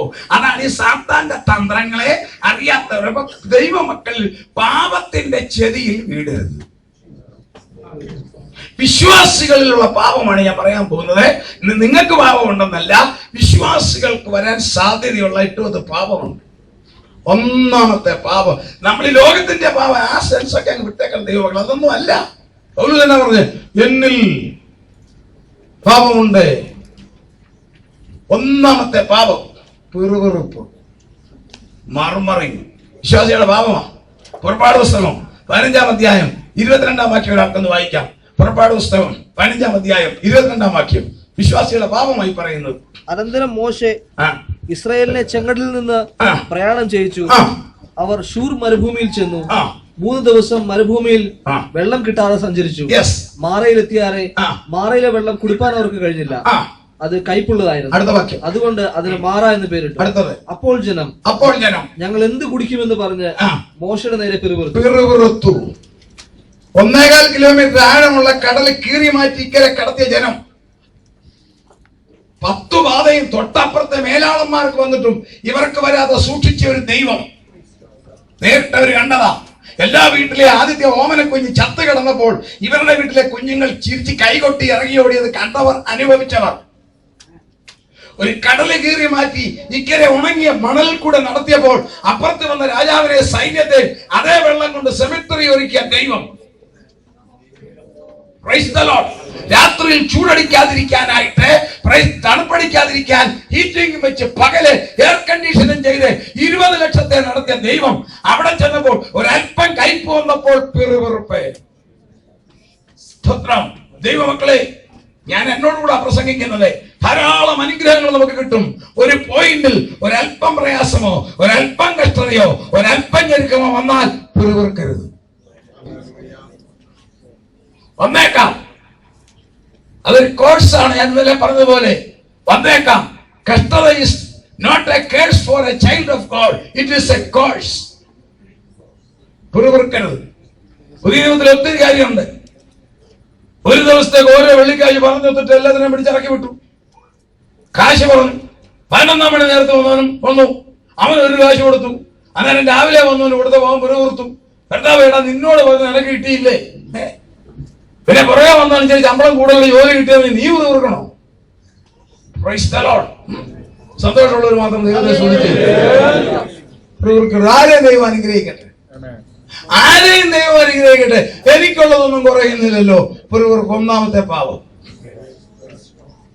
ഈ പർവ്വതത്തിൽ നമ്മൾ നിൽക്കുമ്പോൾ നമ്മളെ സ്ലിപ്പാക്കാൻ സാത്താൻ ശ്രമിക്കുന്നതാണ് പാപം. ആ പാപം ലോകത്തിന്റെ പാപമല്ല, ആത്മീയതയിൽ നിന്ന് പുറകോട്ട് മാറ്റാൻ നമ്മുടെ ക്വാളിറ്റി മാറ്റുക, അതാണ് പാപം. ഒന്നാമത്തെ പാപമാണ് പിറുപിറുപ്പ്. ധാരാളം അതൊന്നും അകത്തെ മനസ്സിൽ നോക്കിക്കേ. കുഞ്ഞമ്മയുടെ അത്ര ഒരു സാരി അന്നമ്മയ്ക്ക് കിട്ടിയില്ല, പിറുപിറുപ്പ്. ചാക്കോച്ചന്റെ പിള്ളേർക്ക് ഷർട്ട് കിട്ടിയില്ല, പിറുപിറുപ്പ്. പാടില്ല, എനിക്കുള്ളതിന് കുറവില്ലെന്ന് പറയണം. രണ്ടാമത്തെ ഭാവമാണ് കട്ടി. വായിക്കാം, റോമർക്കെഴുതിയ ലേഖനം 14-ാം അധ്യായം 23-ാം വാക്യം. രണ്ടാമത്തെ പാപം. എന്നാൽ സംശയിക്കുന്നവൻ തിന്നുന്നുവെങ്കിൽ അത് വിശ്വാസത്തിൽ നിന്ന് ഉത്ഭവിക്കായിക കൊണ്ട് അവൻ കുറ്റക്കാരനായിരിക്കും. അടുത്ത വാക്യം, വിശ്വാസത്തിൽ നിന്ന് ഉത്ഭവിക്കാത്തതൊക്കെയും പാപം. ദൈവമക്കളെ, നമ്മൾ പ്രാർത്ഥിക്കുമ്പോൾ വിശ്വാസമില്ല, സ്വർഗത്തിൽ നോക്കുമ്പോൾ പാപം. സ്ഥലം ഞാൻ പറയാൻ ആഗ്രഹിക്കുന്നത്, നിങ്ങൾ ചിലരെങ്കിലും ആ നാട്ടുകാർ ഒരുപക്ഷെ കണ്ടേക്കാം. ഒരിടത്തൊരു ചെറിയ പെന്തക്കോസ്ത് സഭ, നമ്മുടെ കേരളത്തിലാന്ന് വിചാരിച്ചു, മധ്യ തിരുവിതാംകൂറിലാണ്. ഒരു ചെറിയ പെന്തക്കോസ്തൽ സഭ, അവർക്ക് സാമ്പത്തികമൊന്നുമില്ല, ഒരു സഹോദരന്റെ വീട്ടില, പക്ഷെ ആളുകൾ കൂടി ഇരിക്കാൻ സ്ഥലമില്ല. ഉടനെ അവരെല്ലാം കൂടെ ആലോചിച്ചപ്പോൾ ആ നാട്ടിലെ ഒരു അച്ചായൻ, വിശ്വാസിയൊന്നുമില്ല, അല്ലാത്ത ഒരു അച്ചായൻ, കരപ്രമാണി, രാഷ്ട്രീയക്കാരനാണ്. അദ്ദേഹത്തിന് അയാളെ ഏത് പാർട്ടി ഭരിച്ചാലും അയാൾ ആ പാർട്ടിയാണ്. കോൺഗ്രസ് ഭരിച്ചാൽ മണ്ഡലം പ്രസിഡന്റ്, കമ്മ്യൂണിസ്റ്റുകാരൻ ഭരിച്ചാൽ സെൽ സെക്രട്ടറി. അതാ പുള്ളിയുടെ പരിപാടി. പുള്ളി എന്തിനാണെന്നറിയാവോ?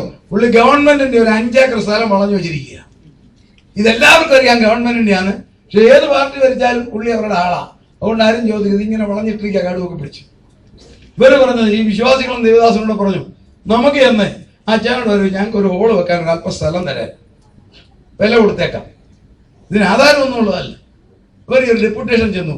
ആ അച്ഛനോട് വെച്ചാൽ ഞങ്ങൾക്ക് ഒരു ഹോള് വെക്കാനാ, ഞങ്ങൾ ബന്ധുക്കോസുകാരാ, ചെറിയ ഹോള് വെക്കാൻ ഒരു അല്പ സ്ഥലം തരാവോ? പുള്ളി അതിനേക്കാ ബുദ്ധിമാനാണ്. പുള്ളിക്ക് ബന്ധുക്കോസുകാർ കൊടുത്ത അനുഗ്രഹം കിട്ടും. ഇത് സ്വന്തമാക്കാം. അവർ പ്രാർത്ഥിച്ചുകൊണ്ടിരുന്നു. പുള്ളി പറയാം, ഒരു കാര്യം ചെയ്യും, ഞാൻ അങ്ങ് വെച്ച് തന്നേക്കാം. പിന്നെ നിങ്ങളുടെ പേര് പട്ടയമൊന്നും തരത്തില്ല, ഒരു ടെമ്പററി ഷെഡ് വെച്ച് തന്നേക്കാം, എനിക്ക് വേണ്ടി നിങ്ങൾ പ്രാർത്ഥിക്കണം. ഇവരുടെ സന്തോഷം നിങ്ങൾക്ക് അറിയാമോ? ഒരു കൊച്ചു വീട്ടിൽ നിന്നൊരു ഷെഡ് കിട്ടിയപ്പോൾ അന്ന് മുതൽ ഒരു പ്രാർത്ഥന, അച്ചായനെ രക്ഷിക്കണേ, അച്ചായൻ എല്ലാ പഴയും കൈയുള്ളവനാ, അച്ചായനെ രക്ഷിക്കണേ, അച്ചായനെ രക്ഷിക്കണേ, പ്രാർത്ഥന. ഒരു 8-10 മാസം കഴിഞ്ഞപ്പോൾ ഉണ്ടല്ലോ, ഇത് പുള്ളി അപ്പുറത്തെ ഇങ്ങേയറ്റത്ത് ഇവരുടെ ഓള് കൊടുത്തു. 8-10 മാസം കഴിഞ്ഞപ്പോൾ ആരോ എല്ലാം കൂടെ പുള്ളിയെ കാൻവസ് ചെയ്ത് ഈ സ്ഥലത്തിന്റെ അങ്ങേയറ്റത്ത് ഒരു കള്ള് ഷാപ്പ് പുള്ളി കൊടുത്തു. പിന്നെ പ്രശ്നം, ഈ കുടിയന്മാരെല്ലാം കുടിക്കാൻ പോകുന്ന ഇതിന്റെ മുറ്റത്തൂടെ, ഹോളിന്റെ മുറ്റത്തൂടെ. അങ്ങോട്ട് പോകുമ്പോൾ അവർക്ക് ഒരു കുഴപ്പമില്ല, സൈലന്റ്. ഇങ്ങോട്ട് വരുമ്പോൾ അവർക്കും അന്യഭാഷ. ഇതൊരു ശല്യമായി. ഉടനെ ഇവര് പറഞ്ഞു, നമുക്ക് കേസ് കൊടുക്കാം, അല്ലെ പരാതി പറയാം. അപ്പൊ പാസ്റ്റർ, ആ നാട്ടുകാരനല്ല, പാസ്റ്റർ പറഞ്ഞു, ദൈവമക്കളെ, നിങ്ങൾ നമ്മൾ ഇപ്പൊ കംപ്ലൈന്റ് പറഞ്ഞു, അയാൾ പറഞ്ഞു, നീ എല്ലാം ഔട്ടെന്ന് പറയും. നിങ്ങളൊരു കാര്യം ചെയ്യും, പ്രാർത്ഥിക്കും, കർത്താവ് പ്രവർത്തിക്കട്ടെ. അന്ന് മുതൽ വിശ്വാസികൾ തച്ചിന് പ്രാർത്ഥന, കർത്താവേ ഷാപ്പ് മാറ്റണേ, ഷാപ്പ് മാറ്റണേ. സകല ദിവസവും പ്രാർത്ഥന, കർത്താവേ ഷാപ്പ് മാറ്റണേ, ഷാപ്പ് മാറ്റണേ. ഷാപ്പിന്റെ ഉടമസ്ഥൻ പോകുന്നത് സ്കൂട്ടറല്ല, അയാൾ ഈ മുറ്റത്തൂടാ. അയക്ക് കേൾക്കാം, കർത്താവേ യേശുവിന്റെ നാമത്തിൽ ഷാപ്പ് മാറ്റി തരണേ, ഷാപ്പ് മാറ്റി തരണേ. അയാൾ കേൾക്കുന്നുണ്ട്. അയക്ക് മൈൻഡുള്ളത് കാരണം അയാൾ പാർട്ടിക്കാരെ കൊണ്ട് മേടിച്ചതാ ഷാപ്പ്. പക്ഷെ ഒരു സംഭവം ഉണ്ടായി. ഇവർ അധികനാളൊന്നും പ്രാർത്ഥിച്ചില്ല, 30 ദിവസമേ പ്രാർത്ഥിച്ചുള്ളൂ. ഒരു ദിവസം വൈകിട്ട് ഒരു 5 മണി ഒരൊറ്റ ഇടി, ഒരു മഴ, ഷാപ്പ് കത്തി, കംപ്ലീറ്റ് ഷാപ്പ് കത്തിപ്പോയി. ഷാപ്പുകാരനെ മനസ്സിലായി ബന്ധുക്കോസുകാർക്കിട്ട് കളിച്ചതാണ്. അയാൾ അതുകൊണ്ട് സ്ഥലം വിട്ടു. ഇവരുടെ സന്തോഷം നിങ്ങൾക്ക് അറിയാമല്ലോ. പിറ്റേ ഞായറാഴ്ച സഭായത്തിലെ സാക്ഷ്യം മുഴുവൻ ഷാപ്പ് കത്തിയതാ. പക്ഷേ ഈ ഷാപ്പുകാരൻ ഒരു ചെറിയ പണി ഒപ്പിച്ചു. അയാളെ പഞ്ചായത്തിൽ കൊണ്ടൊരു കംപ്ലൈന്റ് കൊടുത്തു, എന്റെ കള്ള് ഷാപ്പ് ബന്ധുക്കോസുകാർ പ്രാർത്ഥിച്ച് കത്തിപ്പോയി, എനിക്ക് 6000 രൂപ ചെലവുണ്ടെന്ന് മേടിച്ചു തരണം. അവിടെയാണ് നാടകത്തിന്റെ 2ാം ഭാഗം. പഞ്ചായത്ത് സെക്രട്ടറി വിശ്വാസികളുടെ പ്രതിനിധികളെ വിളിച്ചു, ഷാപ്പുകാരനെയും വിളിച്ച് 2 പേരും ഇരിക്കുക. അയാൾ ഈ കംപ്ലൈന്റ് വായിച്ചിട്ട്, നിങ്ങൾ പ്രാർത്ഥിച്ചായിട്ട് ഷാപ്പ് കത്തി, അയാൾക്ക് 6000 രൂപ നഷ്ടം. അയാൾ അവിടുന്ന് പോയി, നിങ്ങളുടെ ശല്യവും തീർന്നു, ഇനി വേറെ അയാൾ വരത്തില്ല, പിന്നെ അയാൾക്ക് 6000 രൂപ നഷ്ടമുണ്ട് കത്തിപ്പോയ വകയിൽ. നിങ്ങളൊരു കാര്യം ചെയ്യും, ഞാനൊരു സെറ്റിൽമെന്റ് പറയാം, ഒരു 3000 രൂപ കൊടുത്ത് ഇടപാട് തീർക്കും. വിശ്വാസി പറഞ്ഞു, സാറേ ഇത് ഇടിവെട്ടിപ്പോയതാ. ഷാപ്പുകാരൻ, സാറേ ഇത് പ്രാർത്ഥിച്ചു പോയത്. ഇവർ തർക്കം വന്നു. വിശ്വാസി പറഞ്ഞു, സാറേ ഇത് ഇടിവെട്ടിപ്പോയതാ. ഷാപ്പുകാരൻ, സാറേ എന്റെ ചെവിക്ക് ഞാൻ കേട്ടതാ, യേശുവിന്റെ നാമത്തിൽ ഷാപ്പ് മാറ്റി തരണമെന്നുള്ളതാണ്. ഉടനെ വിശ്വാസികൾ, സാറേ സാറൊന്ന് നോക്കേ, ഷാപ്പ് തന്നെയല്ല, ഒരു തെങ്ങൂടെ കത്തി നിൽപ്പുണ്ട്. അന്നേരം ഈ പഞ്ചായത്ത് സെക്രട്ടറി പറഞ്ഞു, നിങ്ങൾ രൂപയും കൊടുക്കണ്ട, ഒന്നും കൊടുക്കണ്ട, നിങ്ങൾ പൊക്കോ. എനിക്ക് ഒരു കാര്യം മനസ്സിലായി, പ്രാർത്ഥിച്ച നിങ്ങൾക്ക് വിശ്വാസമില്ല, കേട്ട ഷാപ്പുകാരന് വിശ്വാസം. വിശ്വാസത്തിൽ നിന്ന് ഉത്ഭവിക്കാത്തതൊക്കെ പാപം. 1ാമത്തെ പാപം പിറുപിറുപ്പ്, 2ാമത്തെ പാപം അവിശ്വാസം, 3ാമത്തെ പാപം കേട്ടോണം നമ്മുടെ ആ പാപം നമ്മൾ ചെയ്യരുത്. ചാനല് തെറ്റിയ പ്രാർത്ഥന, പ്രാർത്ഥനയല്ല ചാനല് തെറ്റിയ പ്രാർത്ഥന. നമ്മൾ എങ്ങനെ പ്രാർത്ഥിക്കും? വായിക്കാം, 1 സമൂഹം 12:24. 1 സമൂഹം 12:24. 1 സമൂഹം 12:24.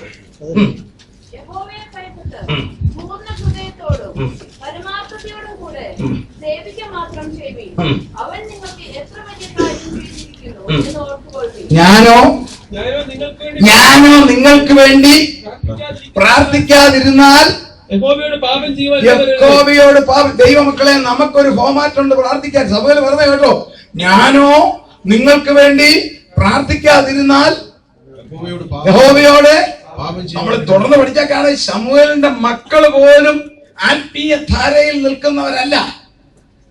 അവിടെ പറയുന്നുണ്ട് നിന്റെ മക്കള് ചൊവ്വയുള്ള വഴിയിലൊന്നും അല്ല.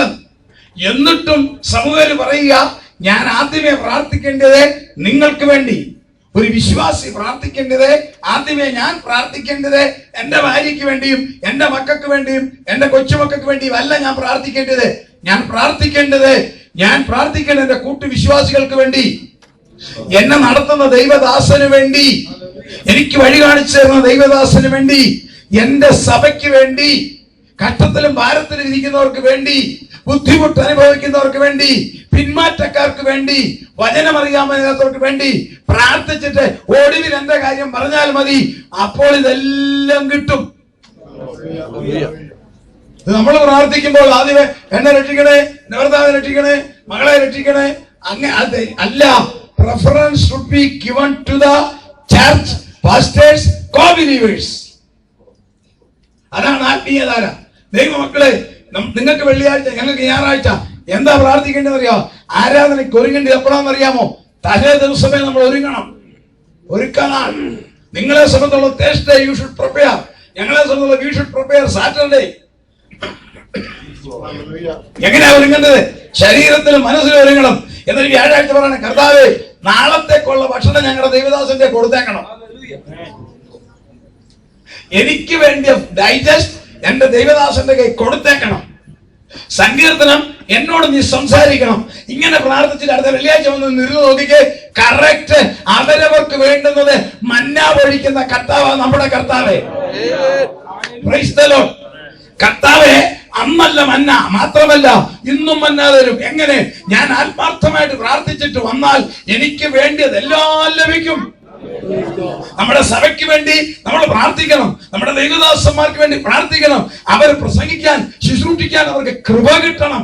എഴുതി പഠിച്ച പ്രസംഗമല്ല, സ്വർഗത്തിൽ നിന്ന് കിട്ടിയതാ പറയേണ്ടത്. റഫർ ചെയ്യുന്നത് തെറ്റൊന്നുമല്ല, പഠിക്കുന്നത് തെറ്റല്ല. പക്ഷെങ്കിൽ ഞാൻ കർത്താവിൽ നിന്നും പ്രാപിക്കുകയും. Price the Lord. ഞാനോ നിങ്ങൾക്ക് വേണ്ടി പ്രാർത്ഥിക്കാതിരുന്നാൽ ദൈവത്തോട് പാപം ചെയ്യുന്നു. വിശ്വാസിയുടെ ഒന്നാമത്തെ പാപം സാധ്യതയുള്ളത് പിറുപിറുപ്പ്. രണ്ടാമത്തെ പാപം അവിശ്വാസം. നമ്മൾ ധൈര്യത്തോടെ വിശ്വസിക്കണം. ആശയ്ക്ക് വിരോധമായ ആശയോടെ കാത്തു പറഞ്ഞല്ലേ, we should have a concrete faith. നമുക്കൊരു നല്ല വിശ്വാസം വേണം. എന്റെ കർത്താവ് എന്റെ കാര്യം നടത്തി തരും. Praise the Lord. Maybe late, ഒരുപക്ഷെ കിട്ടിയില്ലെന്ന് വരാം, ഭയപ്പെടണ്ട. നോ, കാരണം നമ്മൾ ചോദിച്ച കർത്താവ് തന്നില്ലെങ്കിൽ തമ്പുരാന് വേറെ അജണ്ടായ അതല്ല നമുക്ക് അറിയേണ്ടത്. ഞാൻ വിശ്വസിക്കുന്നു എന്റെ കാര്യം എന്റെ കർത്താവ് നടത്തും. ഒന്ന് പ്രാർത്ഥിച്ച് നോക്കിക്കേ. ഹല്ലേലൂയ. അതിനെ തുരങ്കം വെക്കുന്ന സാധ്യതകളാണ്. എന്റെ കയ്യിലുള്ള പണം, എന്റെ അറിവ്, എന്റെ കഴിവ്, എന്റെ ബുദ്ധി, അതൊന്നുമല്ല.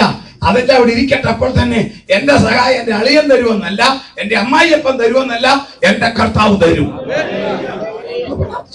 വിശ്വാസം ധൈര്യത്തോടെ നിൽക്കണം. നമ്മൾ ബിലീവേഴ്സാ, പുതിയ വിശ്വാസികളാ. ദൈവമക്കളെ, ധൈര്യത്തോടെ ഞാൻ പറയാം, faith is A spiritual action without physical evidence. അതാ വിശ്വാസം.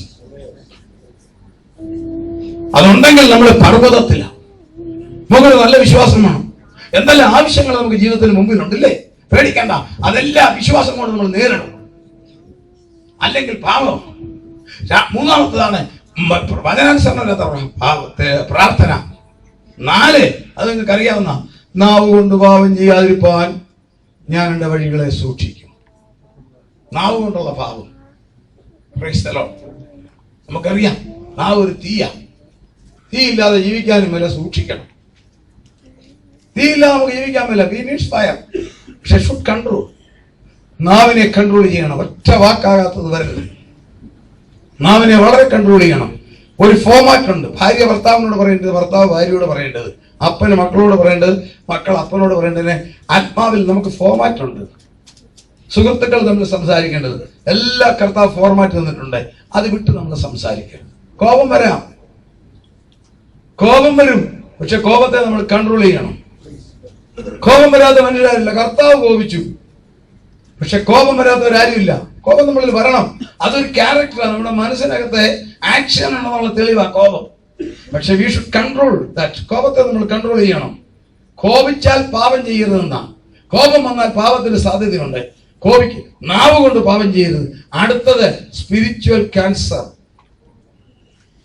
അടുത്ത പാപമാണ് സ്പിരിച്വൽ ക്യാൻസർ. അഹങ്കാരം പാപമാ. യാക്കോബ് 4:6 പറയുന്നു, ദൈവം നിഴലുകളോടെ എതിർത്തു നിൽക്കുന്നു. അഹങ്കാരം പാപമാ. ഒരിക്കലും നമ്മളിൽ ഒരു പ്രൗഢ ഉണ്ടാകരുത്. ഉയരുന്തോറും കർത്താവിലേക്ക് നമ്മൾ താഴണം. ദൈവമക്കളെ, ജോലിയിൽ നമുക്ക് നന്മ വരും, സമ്പത്തിൽ നന്മ വരും, മക്കളിൽ നന്മ വരും, പേരിലും പ്രശസ്തിയിലും ഒക്കെ നന്മ വരും. അപ്പോൾ എല്ലാം നമ്മൾ കർത്താവിന്റെ രൂപം എടുത്തോണം, നമ്മളെ താണോണം. Praise the lord. സ്പിരിച്വൽ ക്യാൻസറാ. ഫിസിക്കൽ ക്യാൻസറിന് കീമോതെറാപ്പി ഉണ്ട്, ഇല്ല റേഡിയേഷൻ ഉണ്ട്, ഇല്ല അറ്റ കൈ സർജറി ഉണ്ട്. ഇത് മൂന്നും ചെയ്താൽ ക്യാൻസറിനെ പിടിയിൽ നിൽക്കാം. കീമോതെറാപ്പി കൊടുത്താൽ മതി, ഒത്തിരി എടുത്ത് ദൂരക്കളയാം. ഇതിന് ഒരു തെറാപ്പിയും ഇല്ല. സ്പിരിച്വൽ ക്യാൻസർ, അഹങ്കാരം വന്നാൽ അന്നേരം കർത്താവ് നമ്മുടെ കൃപയെടുക്കും. നമ്മിൽ പ്രസംഗിക്കുന്ന എന്നിൽ അഹങ്കാരം വന്നാൽ തീർന്ന്, എന്റെ കൃപ തീർന്നു, പിന്നെ ഞാൻ നിന്ന് പ്രസംഗിച്ചിട്ട് കാര്യമില്ല. അഹങ്കാരം നമ്മിൽ പാടില്ല. Spiritual cancer. ഇനി സ്പിരിച്വൽ ബ്ലഡ് ഷുഗർ, അതിനൊക്കെ അപകടമാണ്. ശരീരത്തിന് ബ്ലഡ് ഷുഗർ ഉണ്ട്, ഭക്ഷണം കൊണ്ടും കൺട്രോൾ ചെയ്യാം, ഇൻസുലിൻ കൊണ്ടും കൺട്രോൾ ചെയ്യാം, എല്ലാം കൊണ്ട് കൺട്രോൾ ചെയ്യാം. ആത്മീയത്തിൽ ബ്ലഡ് ഷുഗർ വന്നാൽ ഒരു പണിയും നടക്കത്തില്ല. അതിന്റെ പേരാണ് അസൂയ, ജലസ്. എന്തുകൊണ്ടാണ് യേശുവിനെ ഒരു ചൂണ്ടിക്കാണിച്ചു കൊടുത്തത്? ഒന്ന് വായിച്ചേ. മത്തായിയുടെ സുവിശേഷം 27-ാം വാക്യം. എന്താ കർത്താവിനെ കാണിച്ചു കൊടുത്തത്?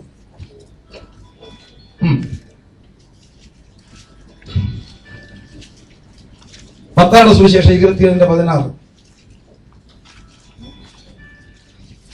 അന്ന് ബരബാസിനെ വിട്ടയക്കപ്പെടുവായിരുന്നു. അന്ന് ബരബാസ് എന്ന ശ്രുതിപ്പെട്ട ഒരു തടവുകാരുണ്ടായിരുന്നു. അവർ കൂടി വന്നപ്പോൾ പീലാത്തോസ് അവരോട്, ബരബാസിനെയോ ക്രിസ്തുവിനെയോ എന്ന് പറയുന്ന യേശുവിനെയോ ആരെ നിങ്ങൾക്ക് വിട്ടുതരണമെന്ന് ചോദിച്ചു. 12-ാം വാക്യം വായിച്ചാൽ മതി. 12-ാം വാക്യം. അവർ അസൂയ കൊണ്ട് ഉണ്ടാക്കുന്ന അവനെ ഏൽപ്പിച്ചത് എന്ന് അവൻ അസൂയ കൊണ്ടാകുന്നു അവനെ ഏൽപ്പിച്ചതെന്ന് പീലാത്തോസ് അറിഞ്ഞിരുന്നു. Pilate was aware that these people brought Jesus because of jealous. എന്താണ് ഈ മഹാപുരോഹിതന്മാർക്കും പരീശന്മാർക്കും യേശുവിനോട് അസൂയ? കാരണമുണ്ട്.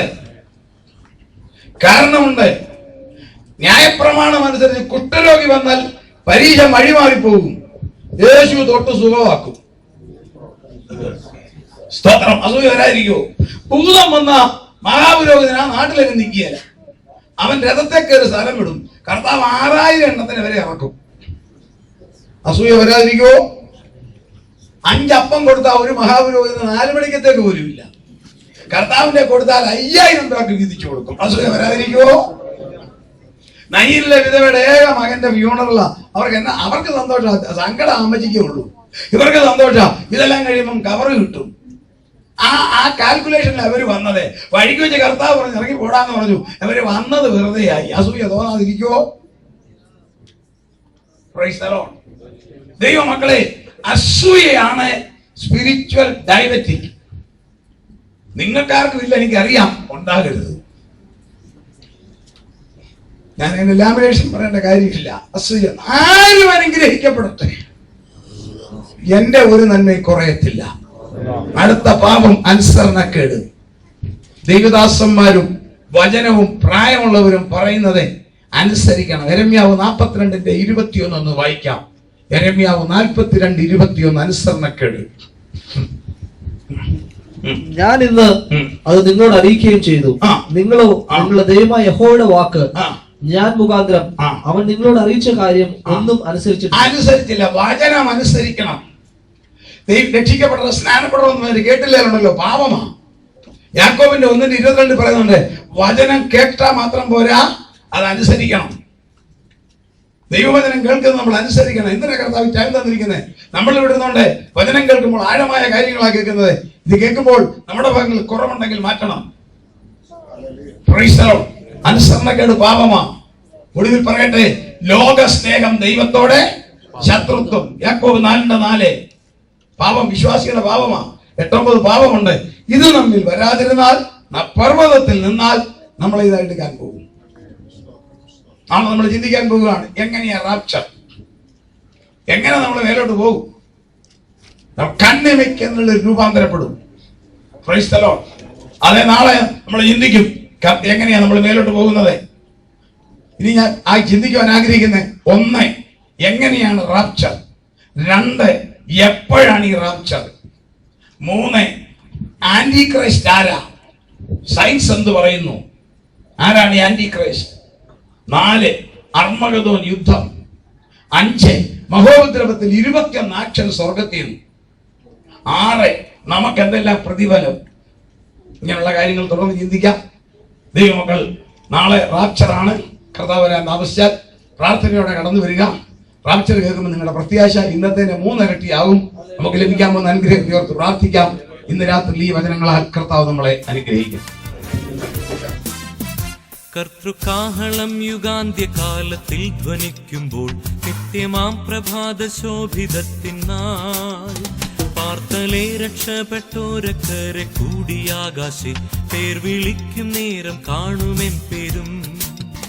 പേർ വിളിക്കും നേരം കാണും, പേർ വിളിക്കും നേരം കാണും, പേർ വിളിക്കും നേരം കാണും, പേർ വിളിക്കും നേരം കാണുമെൻ